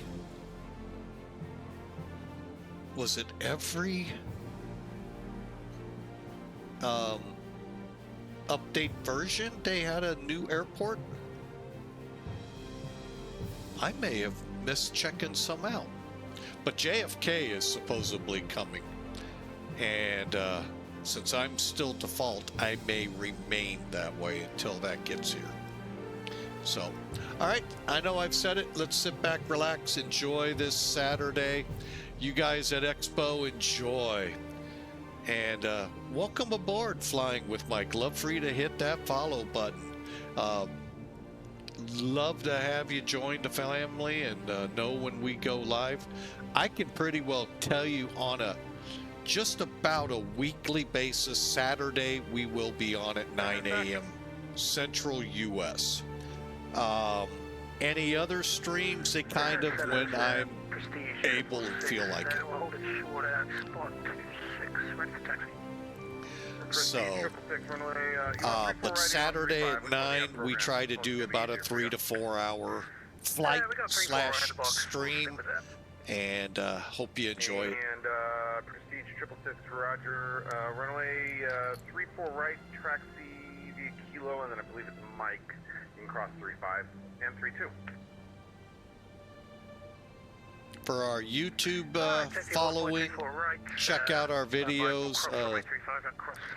And if you like what you see, hit that subscribe button if you haven't already. Love to have you there. Just let you know when we release a new video. Still no intention of going live over at YouTube. We've done it a couple times, dueled with Discord, and we have a lot of issues. So we are going to keep that just as video releases.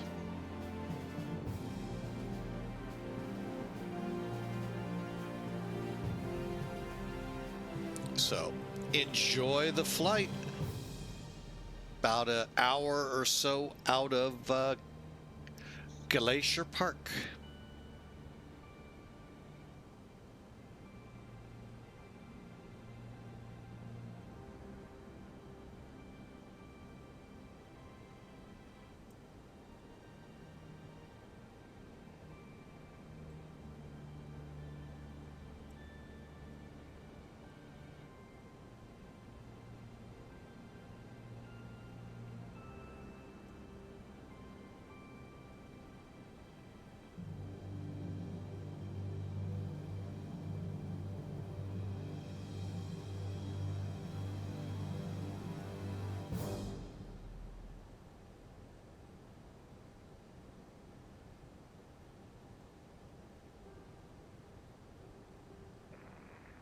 Just 65, looking for clearance to Dallas. Last call and state location. We're at the cruise line.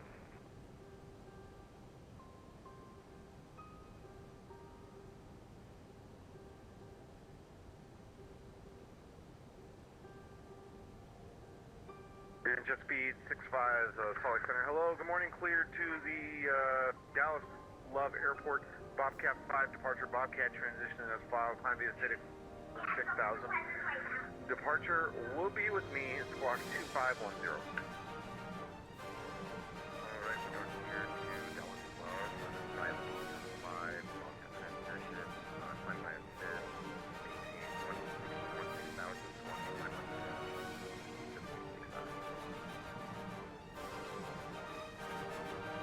and jet speed 65, read that correct. Taking inspect runway 12 for departure today. I'll throw up a boat as needed here in a couple minutes. Stand by. Much appreciated.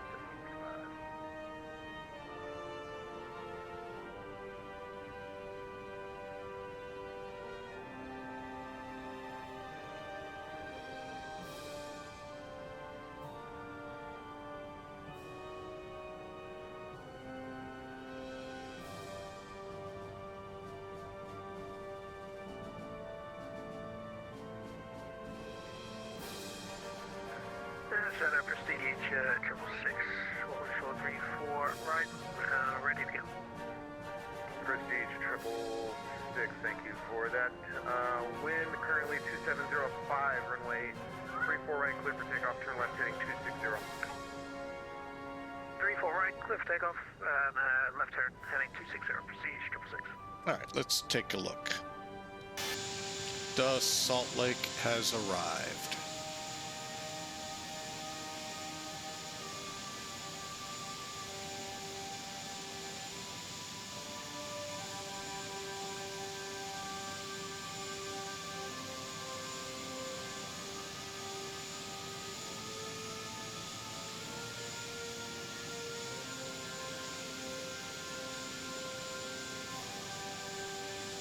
Blue 495, contact Denver Center 127.65, have a good day. 2765, thanks for ATC. See you next time, Blue 495. Salt Lake Center, United 1829, we're back. 1829, welcome back.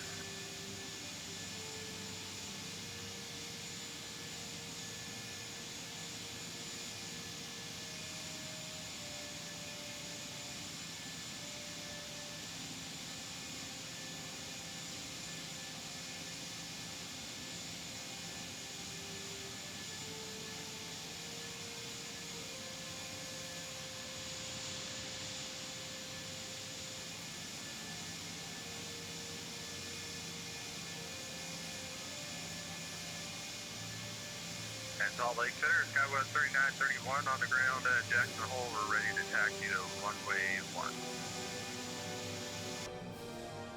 And Skywest 3931 runway 1, taxi via Alpha Jackson Hole. Wind currently 350 at 7, the altimeter 23021. Okay, taxi to runway 1, Alpha, hold short at Alpha 1, 3021 for Skywest 3931.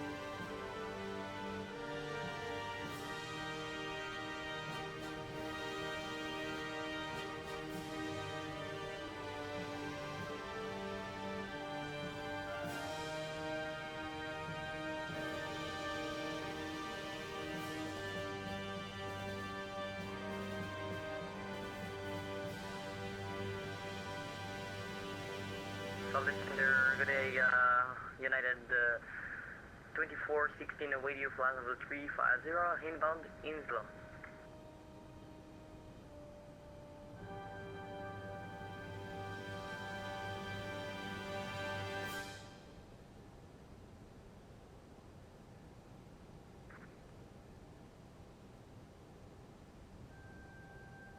Salt Lake Center, good day, United 2416, flight level 350. United 2416, Salt Lake Center, roger, reset transponder, squawk 3723. 3723, 2416. United 18, Birdman 223, contact Denver Center 127.65, have a good day. 2765, good day, Birdman 223. And Prestige 666, radar contact, say altitude. We'll level at 9,000 Prestige 666. Prestige 666, turn left, direct scan, climb, maintain flight level 230, resume normal speed. Direct scan, climb maintain 230, normal speed, Prestige 666. From United 2416, Center, Skywest 3931, ready to go at Alpha 1, Jackson Hole.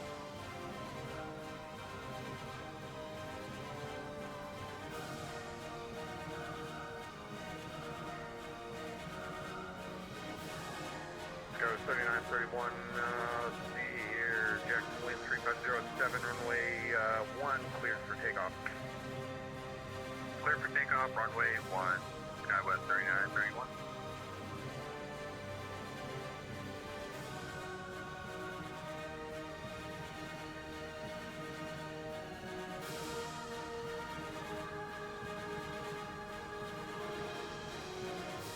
That is 2416, reset transponder squawk 3723, 3723. 3723, thanks, sir. Proceed 666, climb and maintain flight level 450.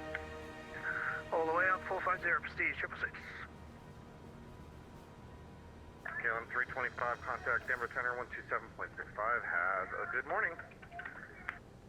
Alright, over to Denver Center. Thanks for the ATC KLM 325 Heavy. Good day.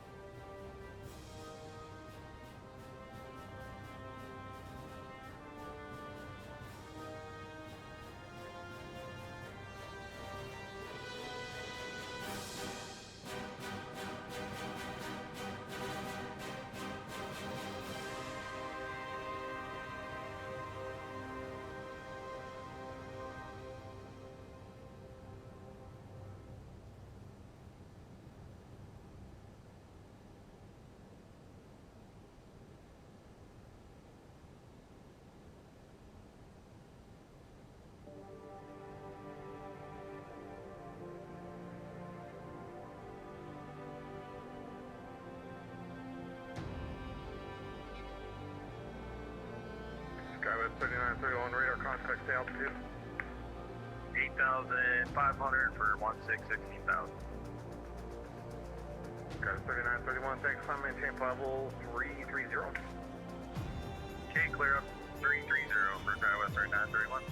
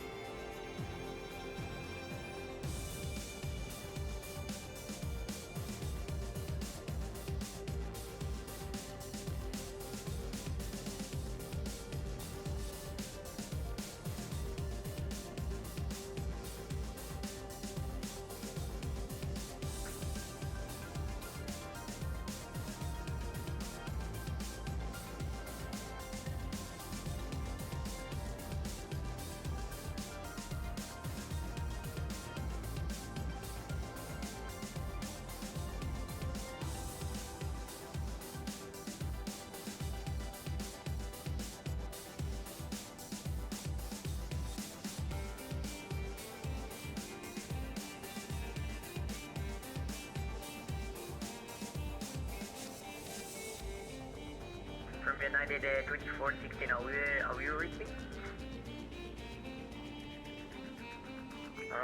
Last calling, safe Austin. Yeah, United 2416. United 2416, yeah, I got you. Thanks, sir.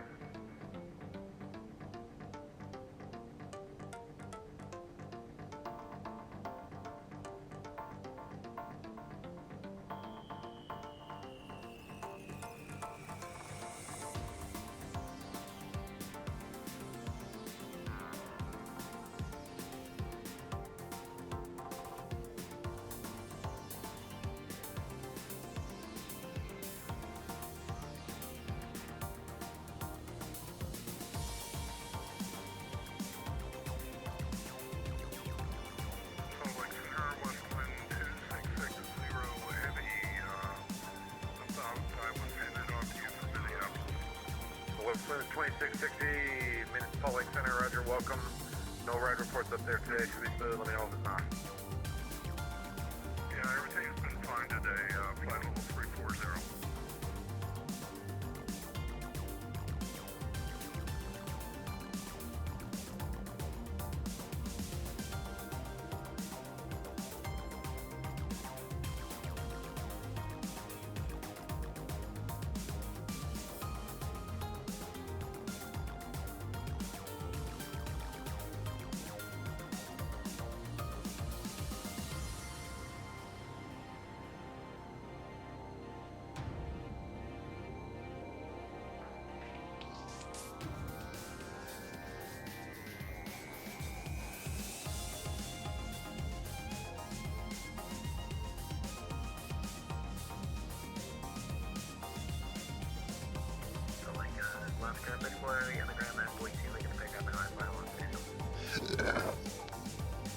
Well, excuse me for that burp. I think I pushed the button. I sure did.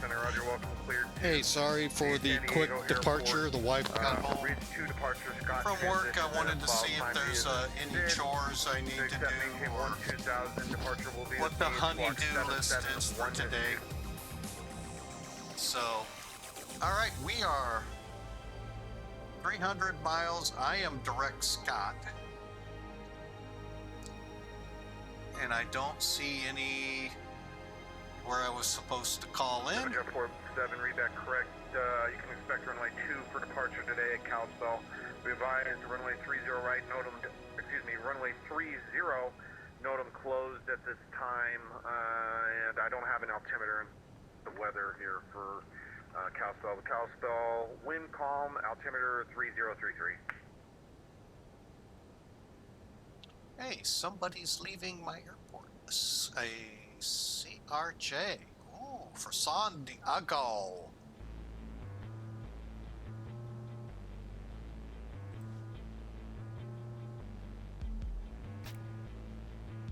right, top of descent is just under 300 miles out. All right, let's take a look at what I'm planning. Of course, XP65, runway 12, taxi the Alpha. that could change, but for now, here's charts. A great program if you're considering it. One thing to note, it is subscription-based, I think, is the only way. There could be a way to do each month or each year by year, but I do the subscription. But it's a great program. It can be, you can see the online traffic. You can see the weather. I'm going to go ahead and turn it on. There is a little. Okay, good. We're not going to see it on our radar. It's way too far out there to the other way. But overall, and then some of the better things are, other than Paro, because I do not believe there's been a workaround to allow Paro back on here. If it has, I'd love to hear it. One other airport that has instrument approaches that did not come up in the database here. What that airport was, I wish I could remember, but in all the years of using it, only one. Whereas 3666, when able to say approach request in the Kalispell. Oh, okay. Cactus 366, we're planning the RNAV Yankee runway 2.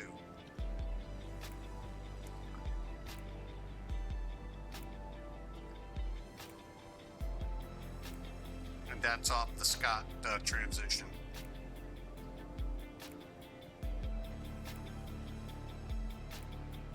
Cactus 366, proceed direct Scott.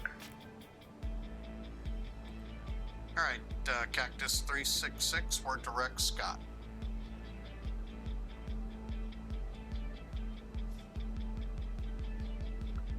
So, but anyway, really good. One other really cool feature I love would come in, say, we were looking for an arrival into Kalispell.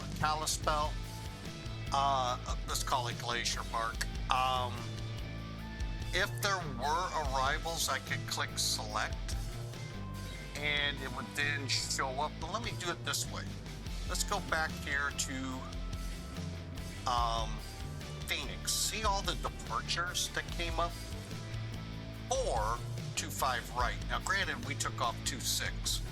But you see how they all show you your route and then what matches up. I really like that. And then if you're curious, say, well, what about the ball D3?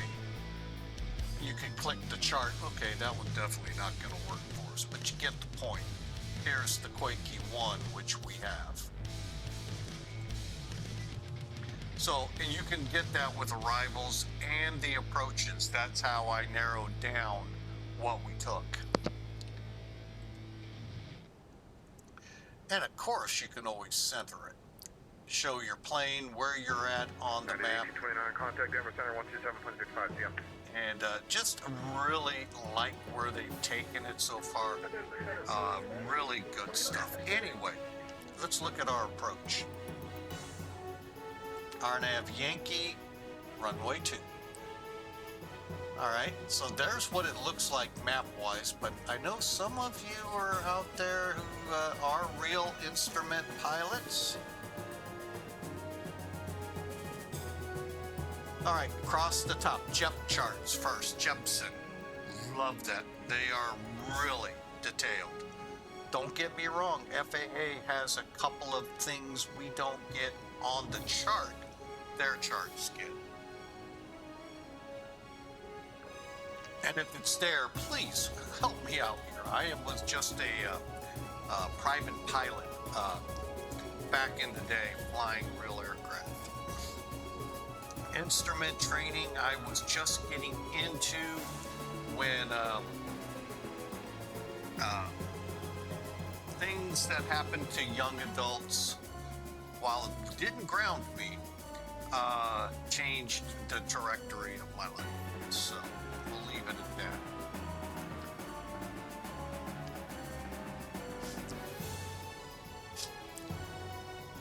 All right, so as you read here, these are the frequencies that we could be on. And, well, that's not the center. That's okay, though. Glacier Tower. Now, that is also your Saitek. For those Jet curious. 65, wind variable of 3112, clear for takeoff. 112, clear for takeoff, Jet 65. All right, let me get it back up on my end. There we go. So these are the frequencies. Then you have what would be your ILS localizer. Your final approach is 020. Bing Q, 5,200 feet. That right there tells you we're higher elevations. And then you can look quickly over and see we're nearly 3,000 feet above sea level. RNIP approach 1.0, decision altitude 3340. That's what we'll put in the box. That'll actually be 374 feet above the ground. Why are both here? Okay, MSL, AGL. We get mean sea level, above sea level, however you want to look at it. AGL, above ground. More importantly, your METARs read your cloud bases above ground level. Trust me, go out to like Bogota and get a and have it read off of this, and you'll be never out of the clouds. It's 8,000 feet above sea level. However, when you do it above the ground, you get a better feel for it. And I don't think flight sims are fully and in-car systems geared to it. Flight Center, Roger, radar contact. Climb and maintain 16,000. Missed approach, back to angle, and then we'll show that approach. There's your requirements for it. Angle is the start of flying it in that way. However, like I said, Scott, Tiut to Junru, Woolix, Avdi, Bing. Bing again, 5,200 foot MSL. High terrain all around the airport. Go figure, it's Glacier Park. Although I don't know where all the glaciers really are. I would think down here, I think. But I don't know, I've never been. Could be some up in here too. And over here. But I have never been. So, and I will tell you this much. While I would love to fly in, I'd rather take Amtrak in. That would be probably a very spectacular trip through the Glacier Park area. However, I digress. Coming in, Genru 8,000, 7,200, 6252 by Bing for the runway. And we will be on approach. We'll talk about that in a second. I'm thinking 700 feet a minute, roughly 130 will be our approach speed. Might be closer to 140. So we'll look at 740 to 700. Taxi via Bravo, cross runway 30. Okay, there's our missed approach again to Joag, Royag, all left turns. Cross runway. If we had weather, Pappy, and Speed 65, climb maintain, on fly the 410. left side, Balzer for the approach lights. Minimums. So when you look at that METAR, it should say at least 400 feet broken or overcast. Yeah, I know, 374. You aren't going to get a METAR to show 370s, let alone 374. It'll be 300 or 400. You got to go higher. 3/4 of a mile, call the ball, Matt. So 79, Clark Center, Roger, welcome. No ride reports this morning, should be smooth, let me know. Roger, yeah, we said. With an RNIP, actual, oh gosh, I can't think of ANP 1.0 or better. Okay, or 0.10, sorry, 0.10.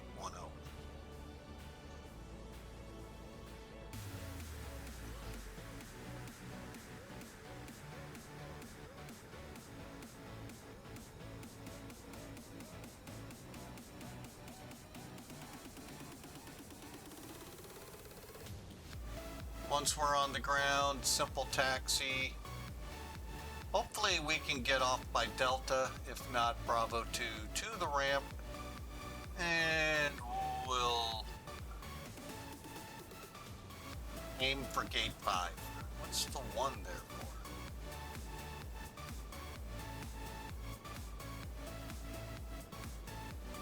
for? Yeah, we may have to go to the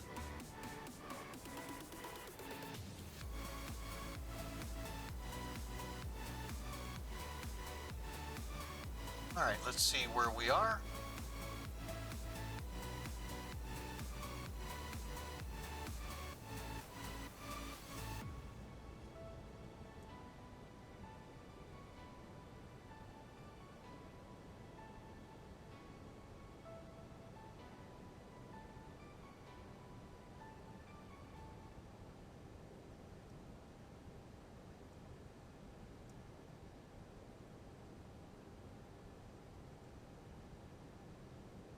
Okay, we are about 200 miles out. Now, we're not going to start setting up the aircraft just yet for the approach. We've still got quite a bit to do. We need to look out and see what we can see.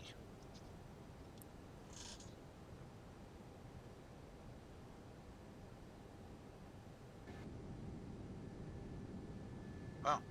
You know, this is one thing that has amazed me. I went into Salt Lake City with the truck so many, it was before, year before, 2 years before the Salt Lake City Winter Olympics, and all the construction that was going on. Oh my gosh, Salt Lake. Oh, but I'm going to tell you one thing. Push that all aside.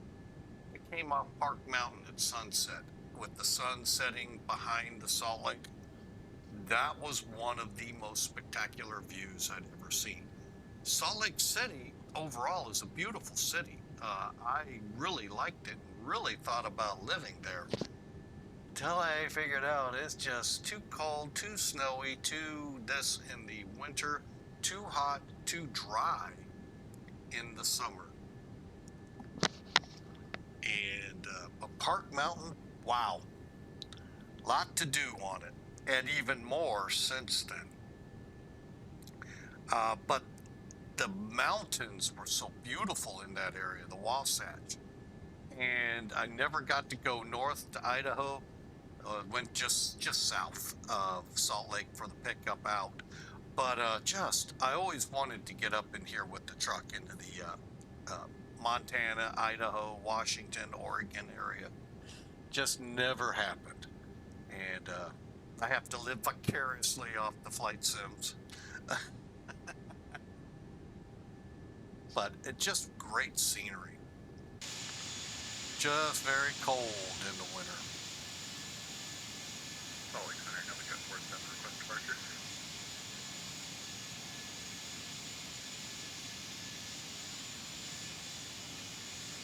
All right, let me take a look at. Navigraph 47, wind calm, runway 2, clear for takeoff. Clear for takeoff, runway 2, Navigraph 47. Got us 3931, contact Denver Center 127.65. Have a good day.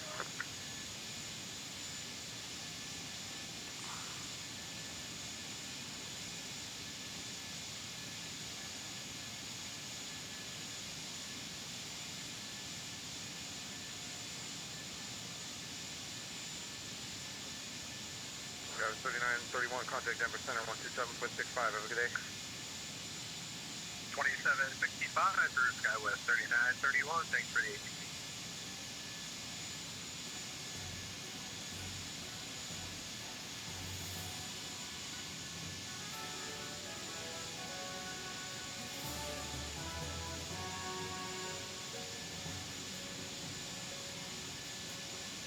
Prestige 666. Verify your direct corker at this time. We are direct Bravo Charlie Echo Prestige 666. Prestige 666, Roger. You were cleared after Milford, direct corker. Turn right, direct corker. Apologies, direct Corker Prestige 666. All right, let me check something on the chart here.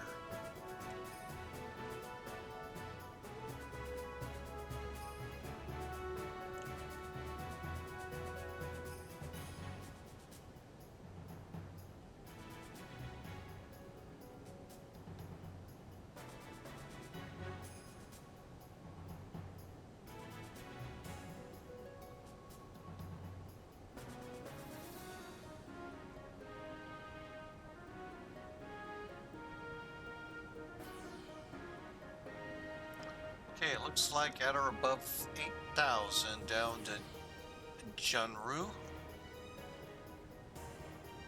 Continuing to, okay, well, we'll be under descent orders from ATC. But we are going to figure that out. Okay. Salt Lake Center, Navigraph 47, 7000 feet.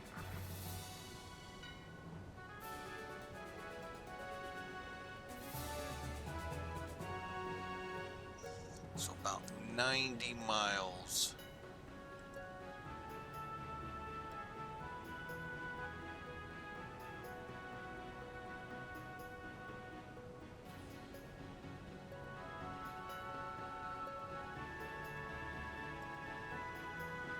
Prestige 666, contact Los Angeles Center 126.52. Have a good day. 12652 Prestige 666. See ya. Okay. No Jeff 47 radar, contact the altitude. 11,000 feet, no Jeff 47. No Jeff 47, thanks, climb, maintain Plaza 450. 450, no Jeff 47.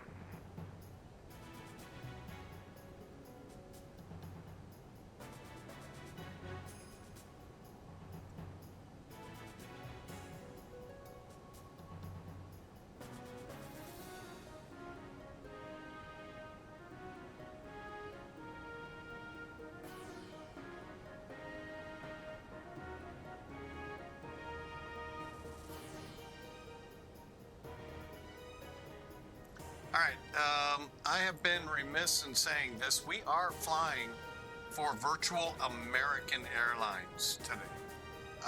We're flying one of their historic routes, America West. If you'd like to learn more, there is a link there. If you don't see it, it's www.virtual-AAL. Let me repeat that. virtual-AAL.com.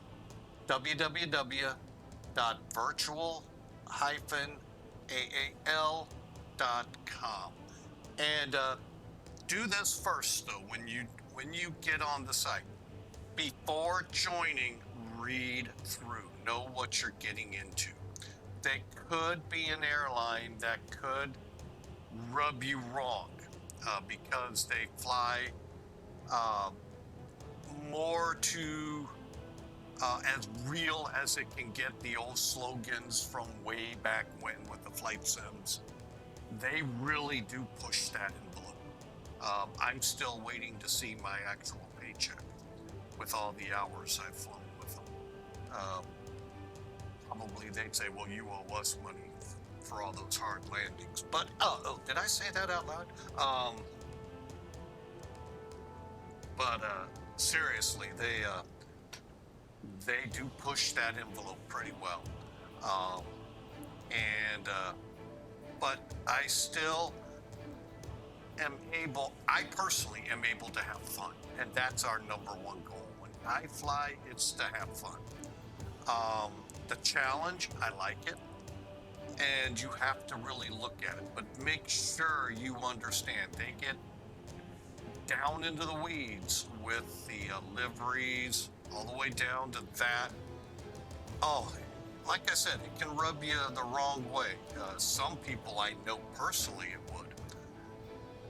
So be careful in joining them. But if that challenge is what you're looking for, give them a try. But know what you're getting into. Most of the VAs I fly with, pretty laid back, great rules. I mean, they have them, but they're not there to be obtrusive. They're just there to help you as a pilot. This one pushes the envelopes. So, again, that's www.virtual-aal.com. And yes, we have we've pushed back at them a couple of times, and I just realized, it's what they want, how they want, and get over it. And that's how I've been able to get, and I actually enjoy trying my darndest. Failed many times, don't get me wrong, but I try to get the maximum amount of points out of the Pegasus ACAR system as I can. But that stable approach can be, it's daunting when you don't do it for a living.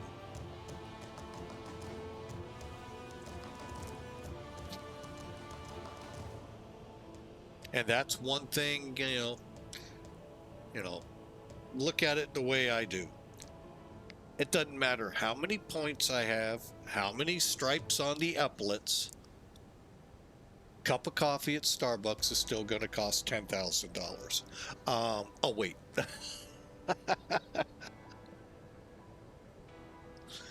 Doesn't matter. So.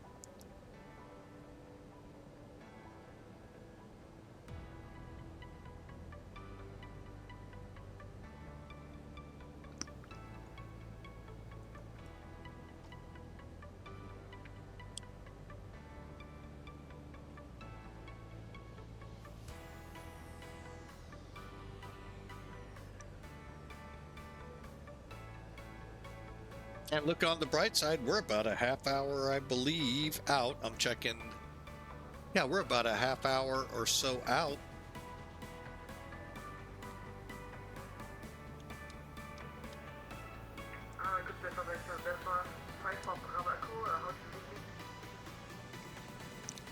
And here is the latest METAR for Glacier Park.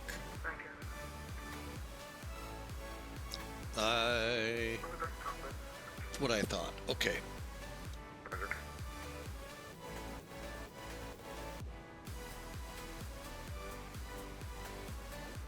Clear skies. 13 degrees Fahrenheit and no wind, 10-mile visibility. Oh, wait. I'm sorry. 13 degrees Celsius.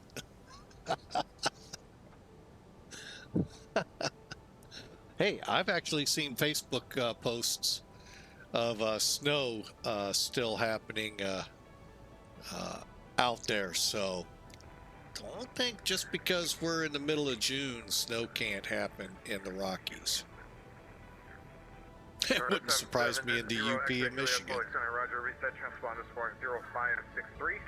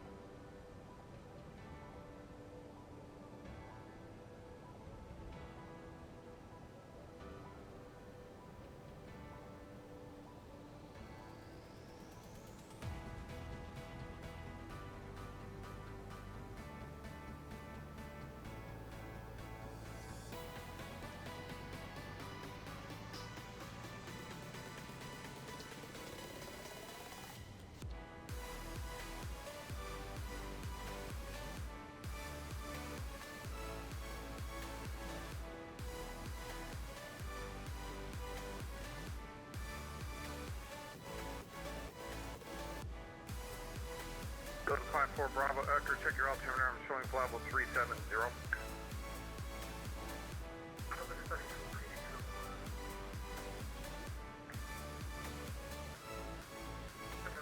I think the name was unsuspected.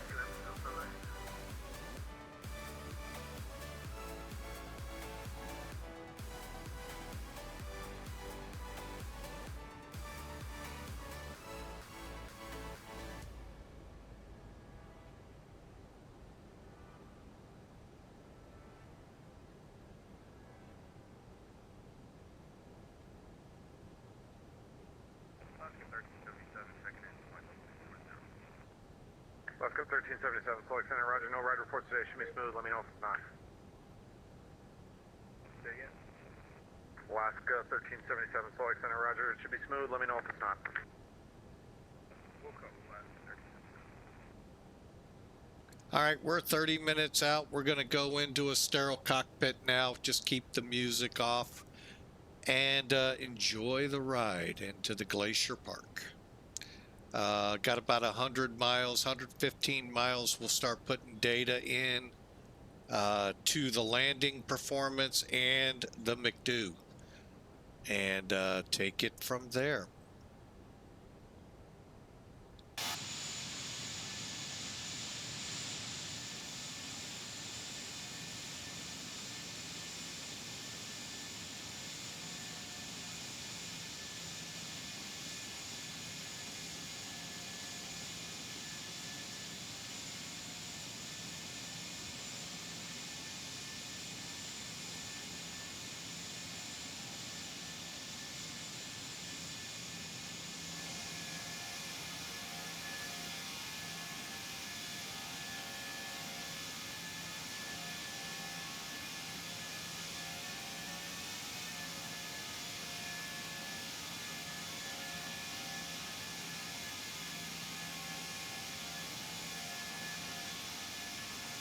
Delta 799, contact Denver Center 127.65. Have a good day.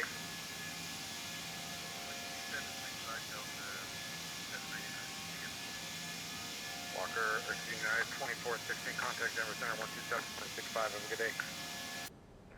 Denver Center 12765, United 2416. Thank you very much, sir. Have a nice day.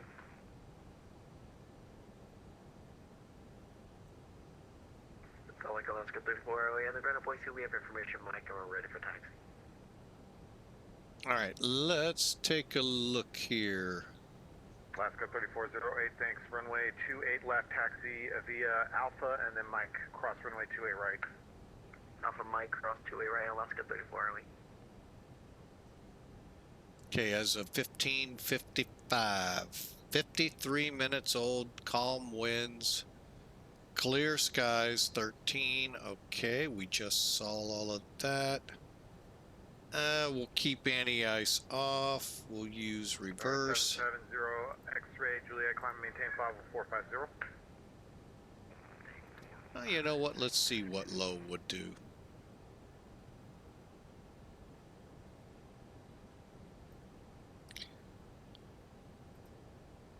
Okay, and let's see.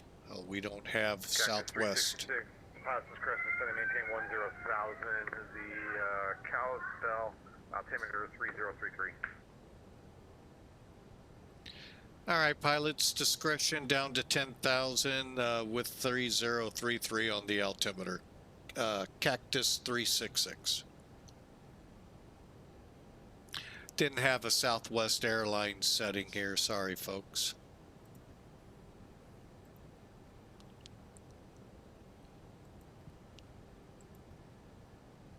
All right, now to put, for those new to ToLiss and Airbuses, just because it says QNH does not mean you cannot use 3033. What you do here, though, you go 30.33, just like it reads. Temperature there, 13. And 0, 0, 0. Diagonal. 0, 0, 0. Transition 18,000. All right, now for the MDA or DA, you can only use one, as far as I know. 3340 we'll go with, unless it says no.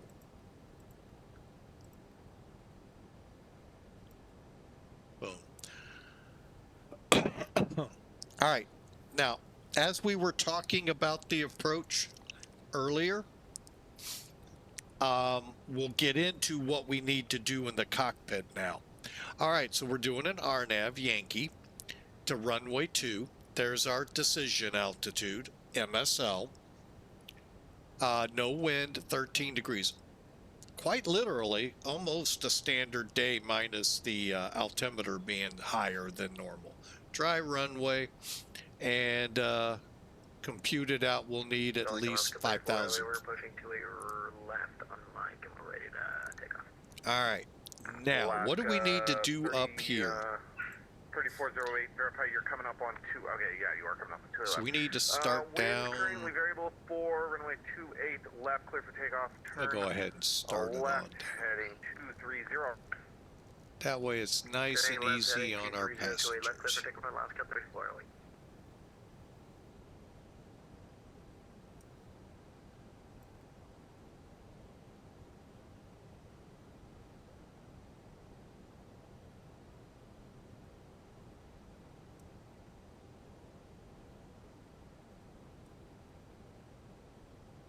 Now, don't click activate approach phase. You'll be really slowing up and everything. Now, turn off landing systems. You can keep constraints. Matter of fact, I meant to go to airport long before now. There's no airports within 80 miles of us. All right. However, look at, why is our terrain looking like that? That's weird. So, but anyway, as high as we are, I'm pretty sure, even if now I can't, tallest mountain, I can't think of it. Anyway, even if that were to come along, we're still above it. My mind is just fixated on Denali, McKinley. Alaska 3408, radar contact, climb, maintain 16,000. I'll direct high valve for you in a minute. Alright, we'll continue up to 16,000, Alaska 3408. All right, so we are now descending to 10,000 feet, 7,000 feet above the ground. Just keep that always in mind. Remember, we're nearly 3,000 feet above sea level here. Alaska 3408, turn left, direct high valve. Left towards high valve, Alaska 3408.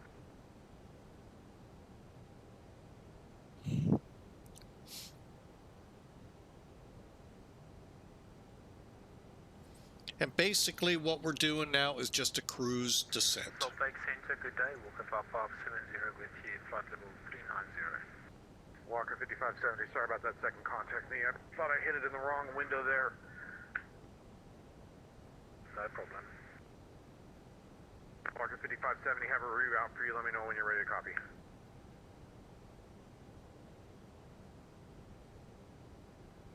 Ready for copy, Walker 5570.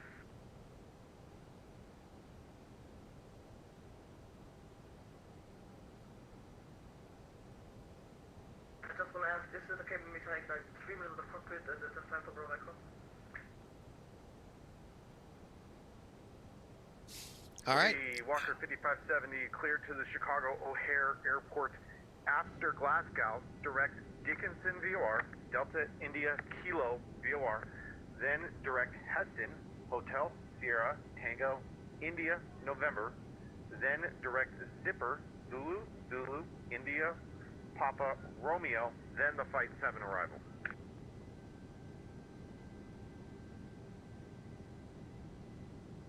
Okay, let me check the agency. I'll be with you now, Walker 5570. I just want to ask, is the KPHX 5 minutes of the cockpit, Delta 5 Bravo Echo?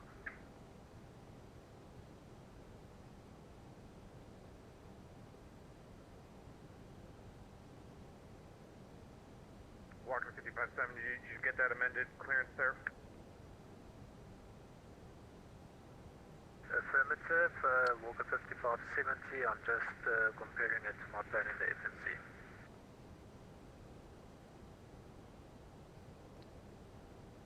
And Delta 54 Bravo Echo, go ahead, it's your request, sorry. No problem, no worries. I just want to ask, it's 5 minutes out of cockpit, okay? Affirm. Thank you, we will pull back. Bye-bye.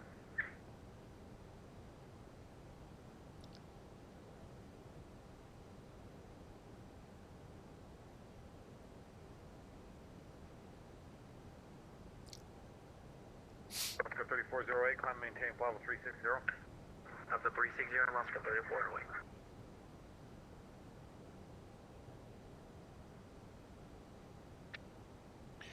All right, let's check. Center, Walker 5570, could you perhaps send that line on 8776? We're looking for clearance to, IFR clearance to Los Angeles. Walker 5570, you're stepped on, say that again. Could you please send me the plan via text, Walker 5570?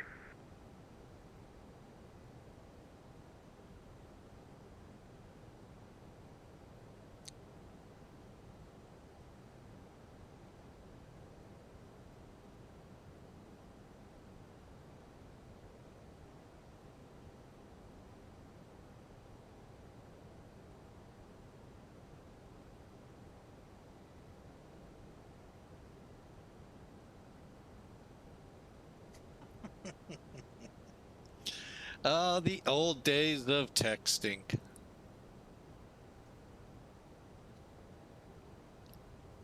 And this part of Bravo Echo, we're back. Thanks. Jet speed 65, contact Denver Center 127.65 CM. Denver Center on 1765 for jet speed 65. Yeah, thanks for the ATC. Just giving you a broader view of what we have going on. You'll see a white aircraft up towards, where am I on? I'll get it up here. There it is. Delta 8976, we're on the ground in Where am I? requesting IFR clearance to Los Angeles. Stand by. Oh, there I am. Oh, we're converging. Oh, we got an airplane above us, I think.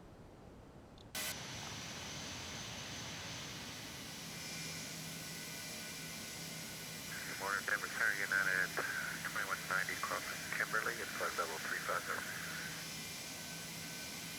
Uh-oh, the sun ate it. Smooth, let me know.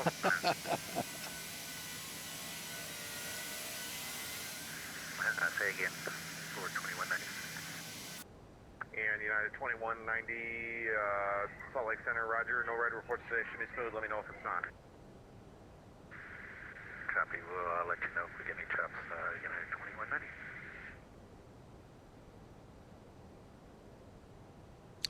And I know y'all didn't see it because I had the radar up there, but we had a CRJ 700 cross over us, so pretty cool. Way up there, several thousand feet above us.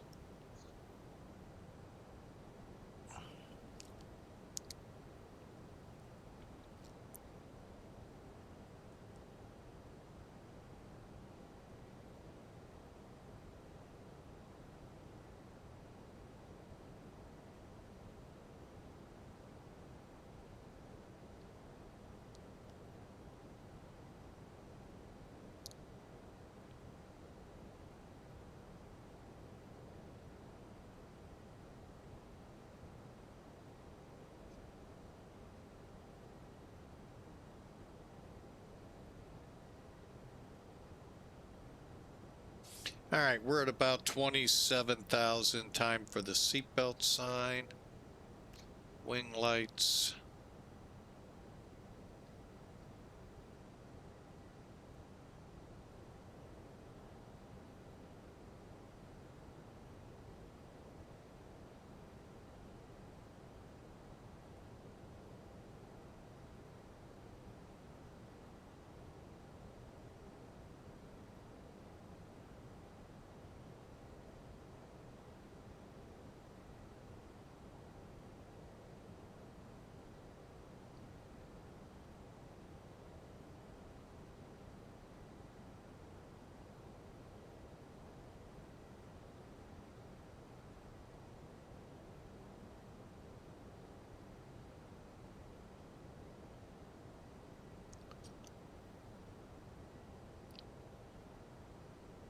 All right, seatbelt signs are on. Folks, it is getting down to the wire. If you want to put a prediction in, it's exclamation mark, the word predict, space, and a negative number. We got about 17 minutes-ish till we're on approach. So go ahead, put them in. It's going to cost you a couple of channel points. Beyond that, it's all it's going to cost you.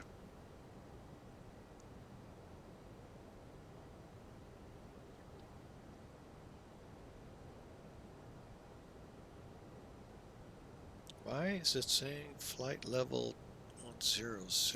Hang on. Did I screw that up?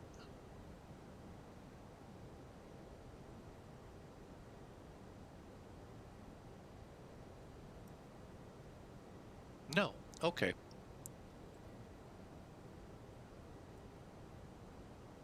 Star 770 X-ray Juliet, contact me Apple Center 123.4. Have a good day.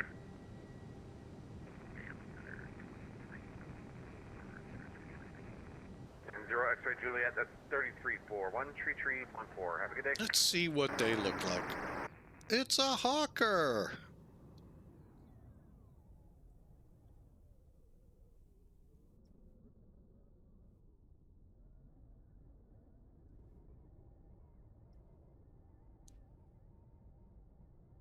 Okay, we will take 20 minutes of corporate sampling, Delta 5 for Alpha Echo. Say that again? Is it okay, we'll take like 20 minutes of a corporate? Yeah, that's fine. Thank you.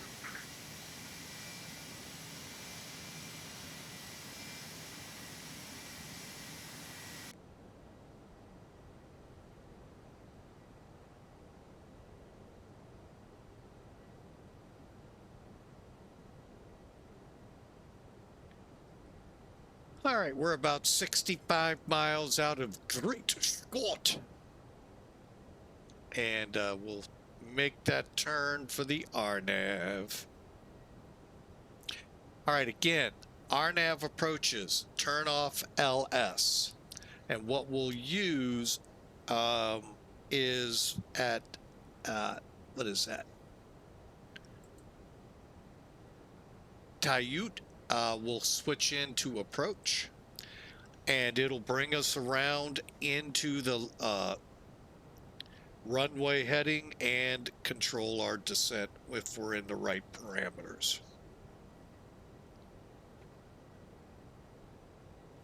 It's pretty cool to watch. The only bad thing is it's not certified, nor I don't think it ever will be. You know, I'm not going to ever say it never will be. Card 701, Flight Center, Roger. Welcome, no ride reports today. Should be For low ceiling, low visibility approaches. Meaning, Cat 3, you have to do the ILS, and I don't even know if Glacier has that. So I just know I'm pretty sure it drops us down to 200, which helps. That's 174 feet lower. So. And Westwind 2660, my airspace, Edmonton's offline radar services terminated, frequency change over to advise approved MS flight. Okay, thank you very much. We'll go to advisory, and then it looked like Edmonton just came online, so I'll contact flight service over there. Westwind 2660 Heavy, thanks for the ATC. Yeah, Westwind 2660, stand by. I'm going to see if he'll take you. What if he won't? He did. And Westwind 2660, contact Edmonton Center now on 135.02. Have a good day. Over to 13502, Westwind 2660 Heavy.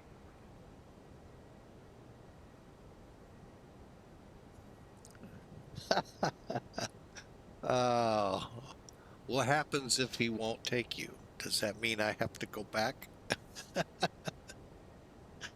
Love it. Love flying. You know, you hear these things, you just kind of go, oh, well, what? He's doing a great job, though, here in Salt Lake. pretty big territory for the U.S. So Cutter 7494, Salt Lake Center, Roger, reset, transponder squawk 7711.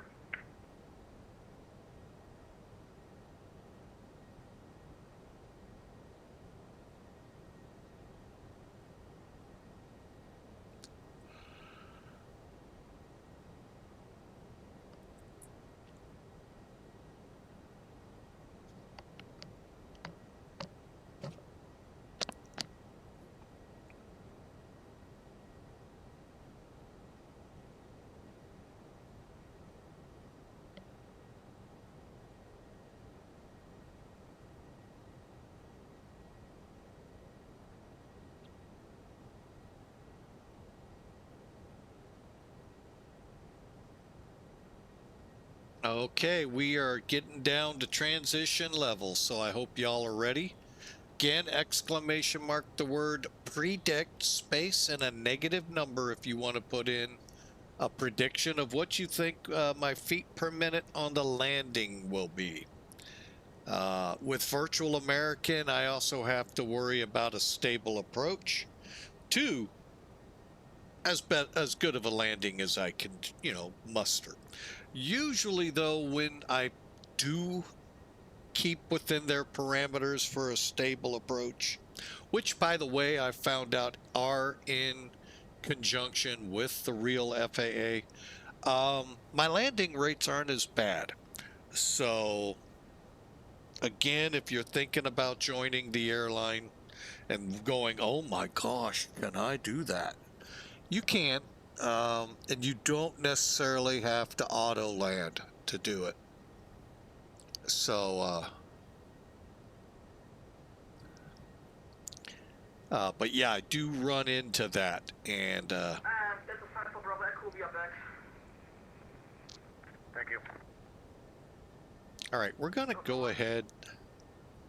I'd like to steepen this up a little. Just say, do you know how many minutes until I need to descend? See if I. You still got a while.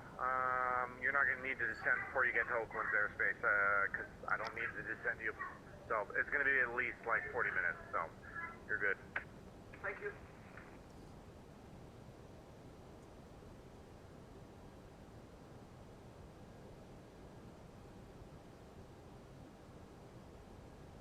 Okay, so Junru 8000. Okay, so we're good where we're going to level at. All right, we're coming up to transition.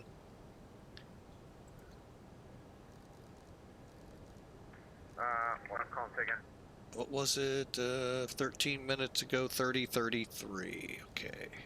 Qatari 7494, climb and maintain flight level 380.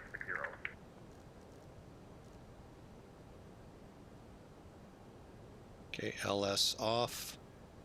Off. We're going Cactus medium. 366, cross Scott, outer above 8,000, cleared for the RNAV Zulu runway 2. All right, cleared approach for RNAV runway 2. Scott at or above 8,000. Cactus 366. American 2286, all Roger, welcome, no right report today, should be smooth, let me know if it's on.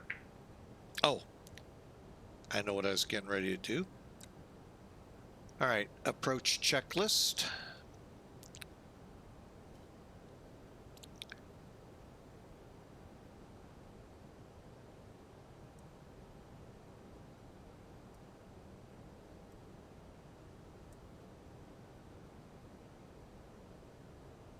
No Jet 47, cleared direct, win in. Correct, win in, no Jet 47.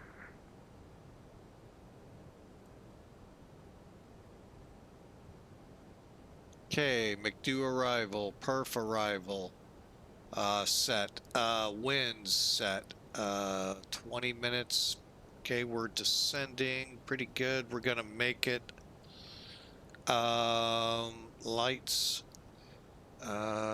constraints are on, LS off, and don't have to worry about the rad nav because we're not doing an ILS. All right.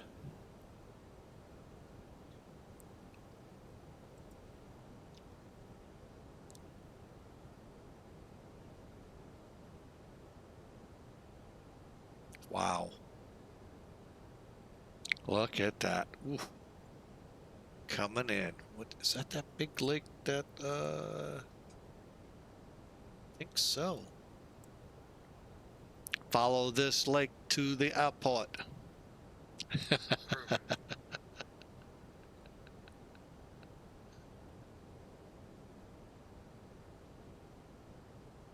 Who said you couldn't do pilotage from an Airbus?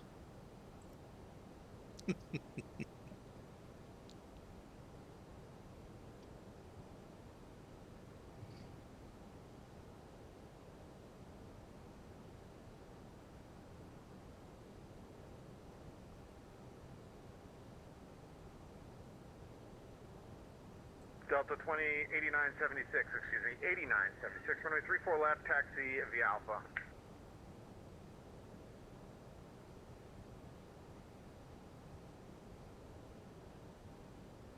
Again, that's what we're looking at. There's Scott here at the bottom, going to Tayo, Chunru, and on in.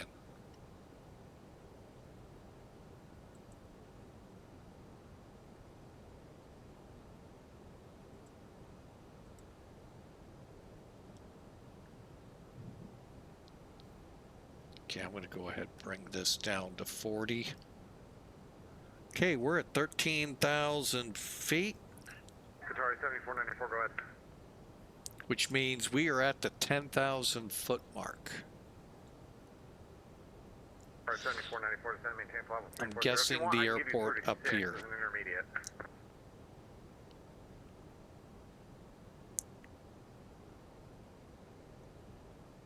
Roger, Qatari 7494, descend, maintain level 340.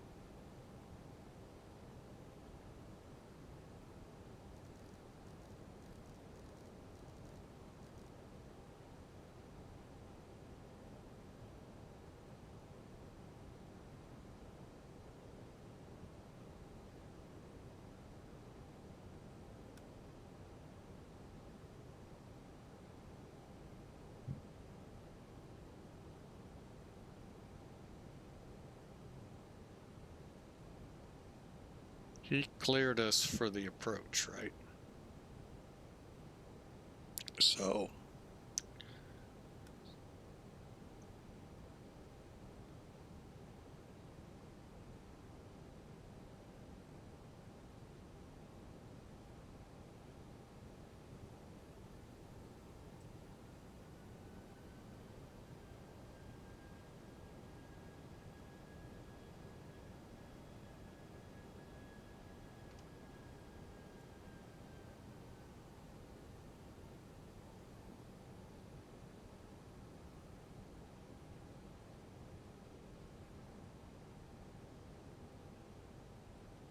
Delta 8976, wind currently 330 at 9, runway 34 left, clear for takeoff, turn left heading 260.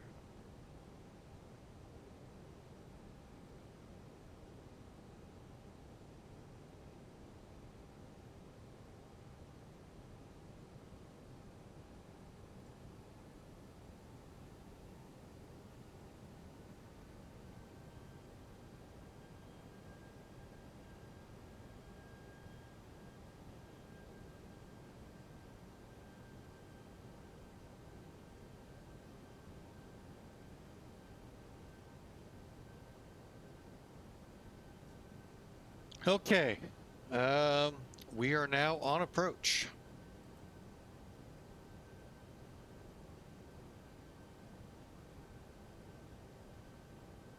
Getting ready to make the turn to Junru.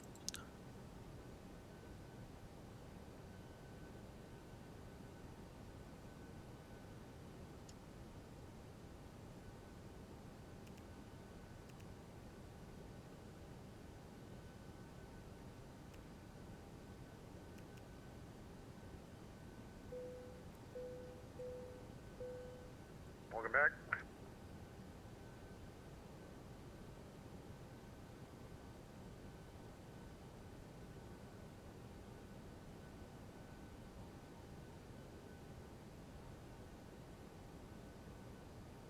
Check card 701, contact Denver Center 127.65. See ya.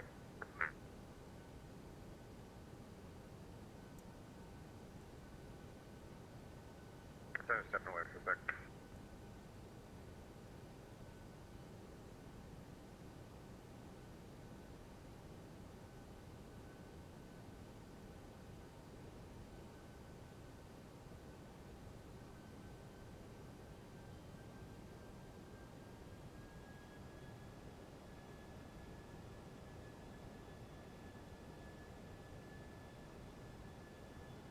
All right, hope you've got your predictions in. Got a little bit more time to go on that. And we'll see how we do on the approach here. Bingo, fifth, or shows like bingo here. It's not bingo. Okay, you could say bingo. It's Bing Q. Send back. So the 8976 radar contacts the altitude.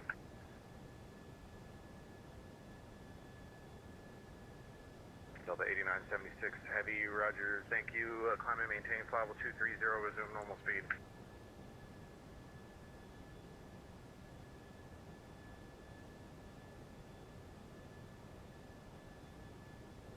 Okay, as we should find an airport over here. All right, and we are turning into line up for the runway.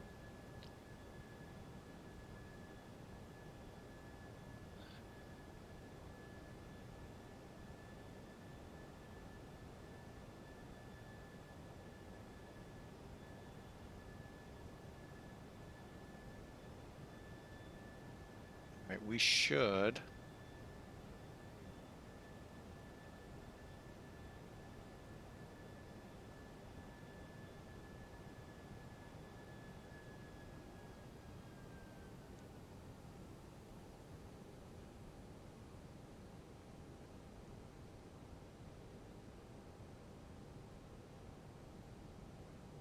Cactus 366, wind calm, runway 2, clear land. Clear to land, runway 2, Cactus 360 or 366. Cactus 366, sorry, updated wind 0806, runway 2, clear land. All right, got a crosswind 080. Thanks. Clear to land. Cactus 366.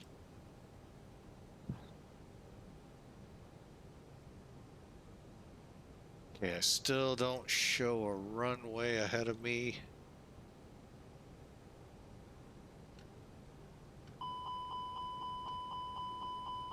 Hit the wrong switch. Okay, speed brake us. So the 8976, turn left, direct scan.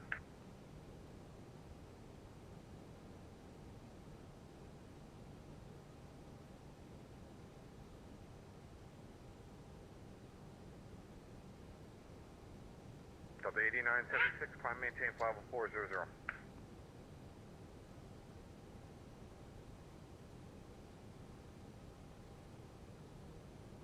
Get a center stepping away for a sec.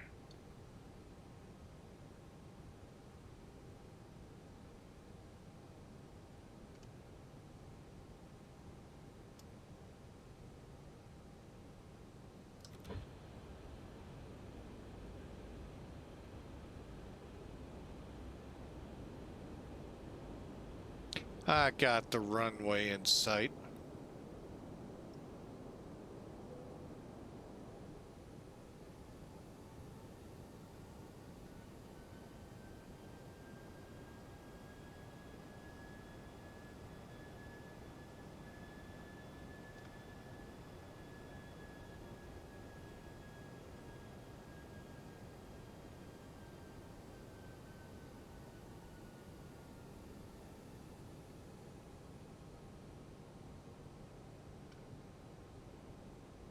Sounds bad.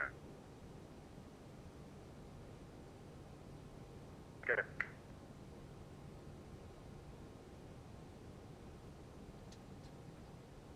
All right. 2,500.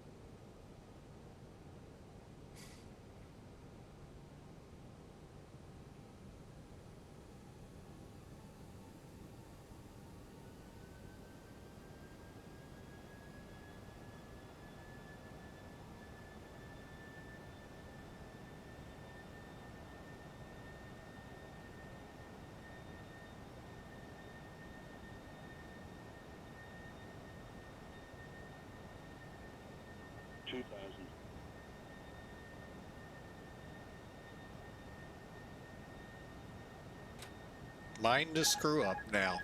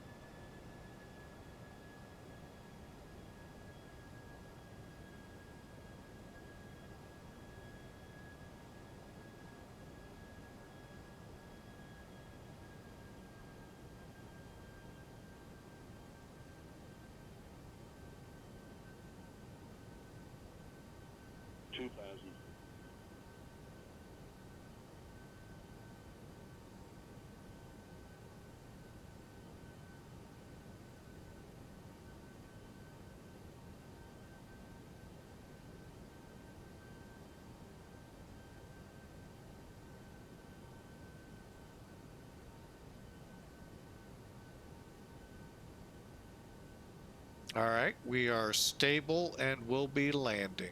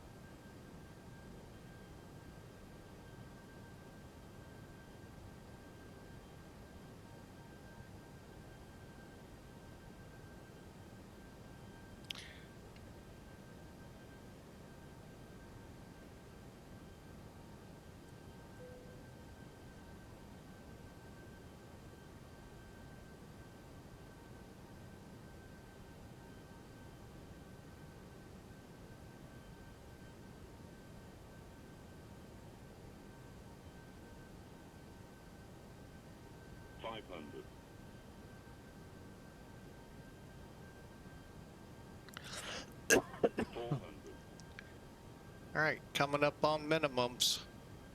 Landing. 100 above.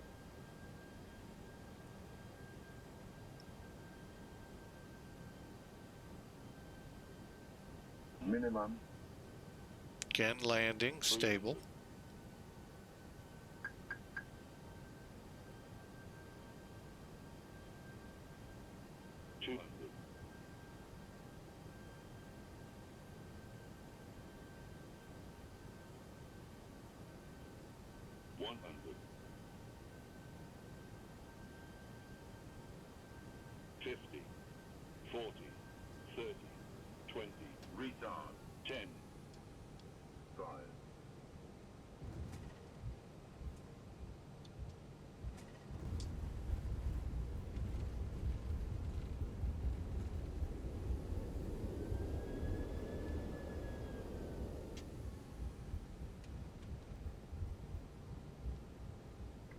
aircraft hazardous weather advisory, center weather advisory 101, valid till 1815 Zulu for developing area of thunderstorms, Hanksville, Bryce Canyon, tops to fly level 350. More information available from center.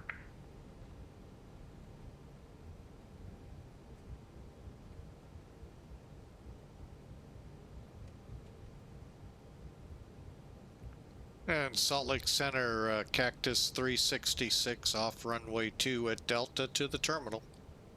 Cactus 366, taxi to park and be a pilot's discretion. Have a good one. Pilot's discretion to the terminal.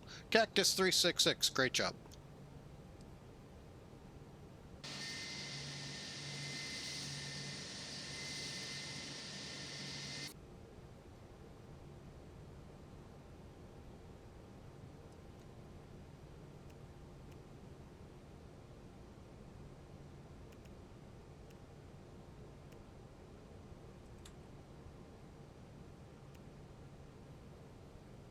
Okay, to the ramp from here. We hang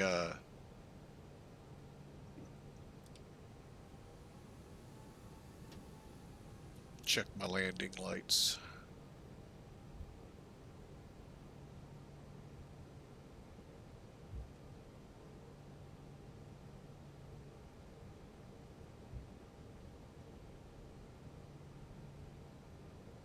All right, looking back, 236 feet per minute. Looks like Elevatech got us at 131. Let me hit. Oh, that's why. Okay, and start.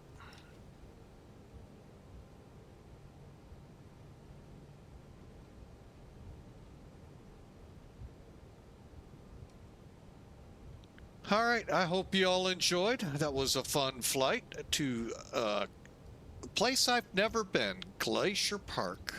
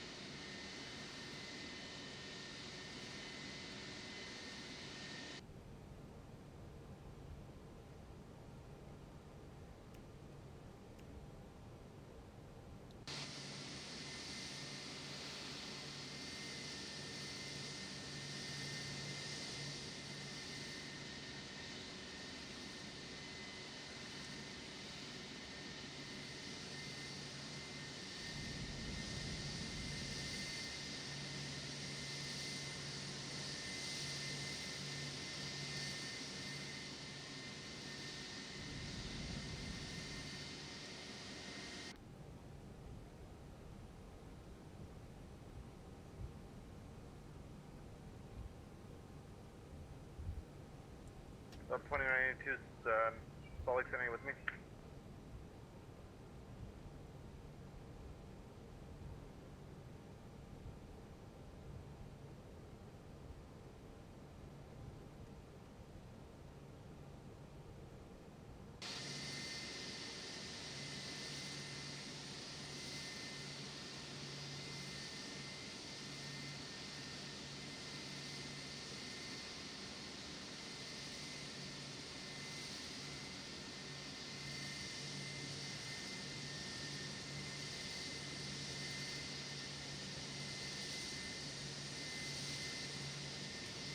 In the blocks. All right, let's shut this thing down. Let me make sure. Oh, I know some things I've forgotten.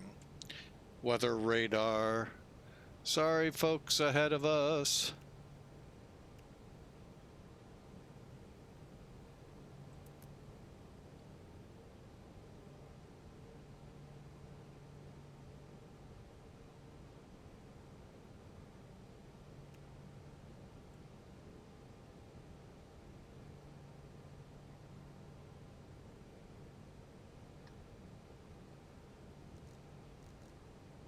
While I'm here, I'll just set.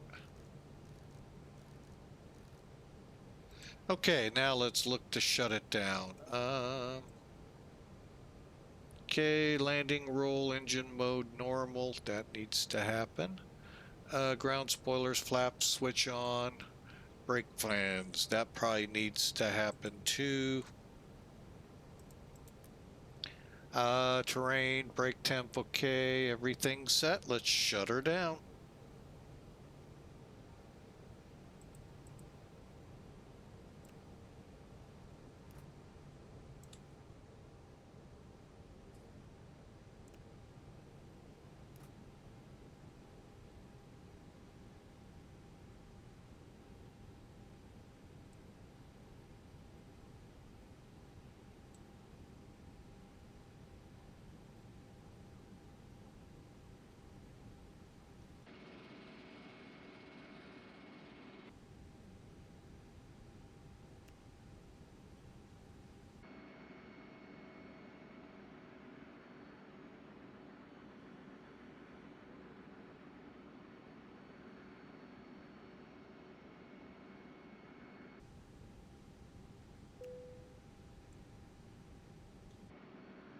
All right, there you have it. We are here in great Glacier Park, Montana. And I'm going to tell you right now, it looks really nice. I mean, look at that scenery all around. I don't care what sim you're in, give it a try. I've seen a few of you flying out of there today. Just beautiful. Definitely would love to get up there. All right, let's get into the specs here and see how we did. Let's get rid of that overlay. First off, what did Pegasus get us at? Darn it. 238 feet a minute. Pretty well mimics what I think I saw Elevatech. Roger, welcome, Salt Lake landing north. You can expect 3-4 left. Hang on, I'm going to switch off so it gets a little quiet here. All right, get back out. Get that beautiful scenery. Wow. There is scenery in X-Plane for this airport. Since I don't fly it a lot, I didn't buy it. Being totally honest, transparent here, I think is the word of the year. And since I don't fly here, I tried. Ooh, oh, I know why you're pending. My livery. All right. Anyway, we got a lot of points for this. Stable approach. I kind of figured that one. This one worked out good for that. Not a heavy crosswind or anything, so we had a good stable approach. 238 feet a minute on the landing. Right now the winds are showing 090 at 6. So yeah, beautiful day here, and shows we landed. Let's see what it's saying. I'm going to say about 1,700 feet down the runway. And I mean on the center line. That was, wow, 238, 1.50 Gs. I mean, beautiful landing. That really was great and fun.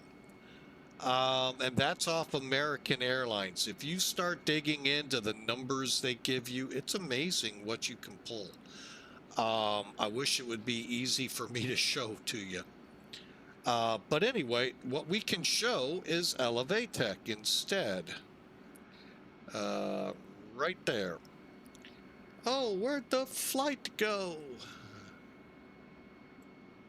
Wait a minute. Bryce Canyon's down here. What's showing up? Well, the bad thing is I don't think Elevatech's weather updates that well. So I wouldn't count that we'll see it right now. All right, as for the flight. All right, so you can see it from Phoenix, almost due north up here to Glacier Park. Again, they're calling 236, so 2 feet difference in the landing rate, 131 knots, and they got us though at 1.3 Gs. Okay, quabble over that all you want. Let's zoom in again.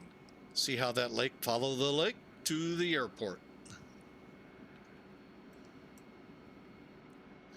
One thing I will recommend to everyone out there, when you're coming online, I don't care if it's especially, let me put it this way, especially if it's an event, but even like right now, it doesn't take long. Zoom in on your airport. Where are the airplanes at? Well, you can tell spot 4 here is taken, and you got all of these open spots, so you don't pop in on someone, unless you know you're one of those that thinks that's hilarious. And believe me, there are those out there. You can also do it on Navigraph, as you can see. I can see any airplane that pops in there. So be kind to others. You know, it's sometimes rough days with ATC, and ATC will say rough days with pilots. Hey, we all have them. But let's be kind and at least, you know, respect that someone's been there. I know a couple of streamers who come on and sit in their spot for nearly 30, 45 minutes before starting the stream. So it's kind of stupid to make them have to move when all you had to do was this. So something I recommend you do. Check before going online. Now, can we prevent the one where the guy goes, or guy or gal goes online at the same time you do? No. That happens, but think about the chances of that. So, but anyway, we landed. Okay, so again, runway orientation here. Where you see runway 2 here, that's your threshold. So going this way, it's 500. Each mark is 500 feet down the runway. 1,000 foot. Now, why these are so big, bold looking, that's your aiming point visually. Usually, and in this case, there's your pappies right there. There's your glide slope right there. All geared to put you truly right as, you know, into here. Now, weights, winds, all of that, speed plays where you actually touch down at. But that gives you, you know, think of it this way. If you're a golfer, now I'm not, by the way, but I have heard that many caddies that you might hire, well, they know when you're on the fairway, which I never am, so, you know, mute point with me. I'm usually in the water or the sand. And believe me, if they're not there, my ball still finds a way to it. But they have a little thing that tells them bushes, trees, and how far to the pin. Very similar here. This is telling you how far down the runway you landed. Unfortunately, when you start seeing them on the other end, you might want to start braking harder. Or put your feet out like Fred Flintstone did and try and stop it. Good luck with that. So, all right, well, that was a great first flight. Let me back out of here.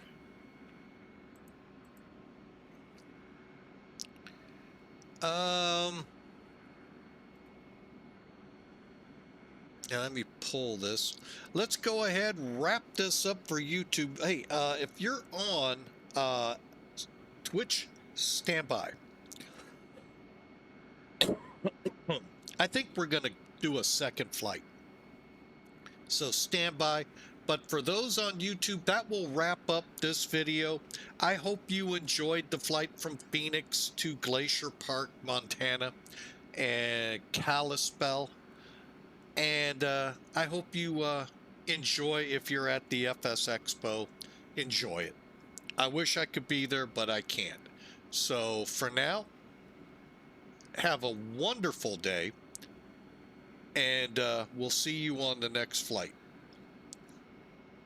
Sorry, my allergies are trying to get at me again.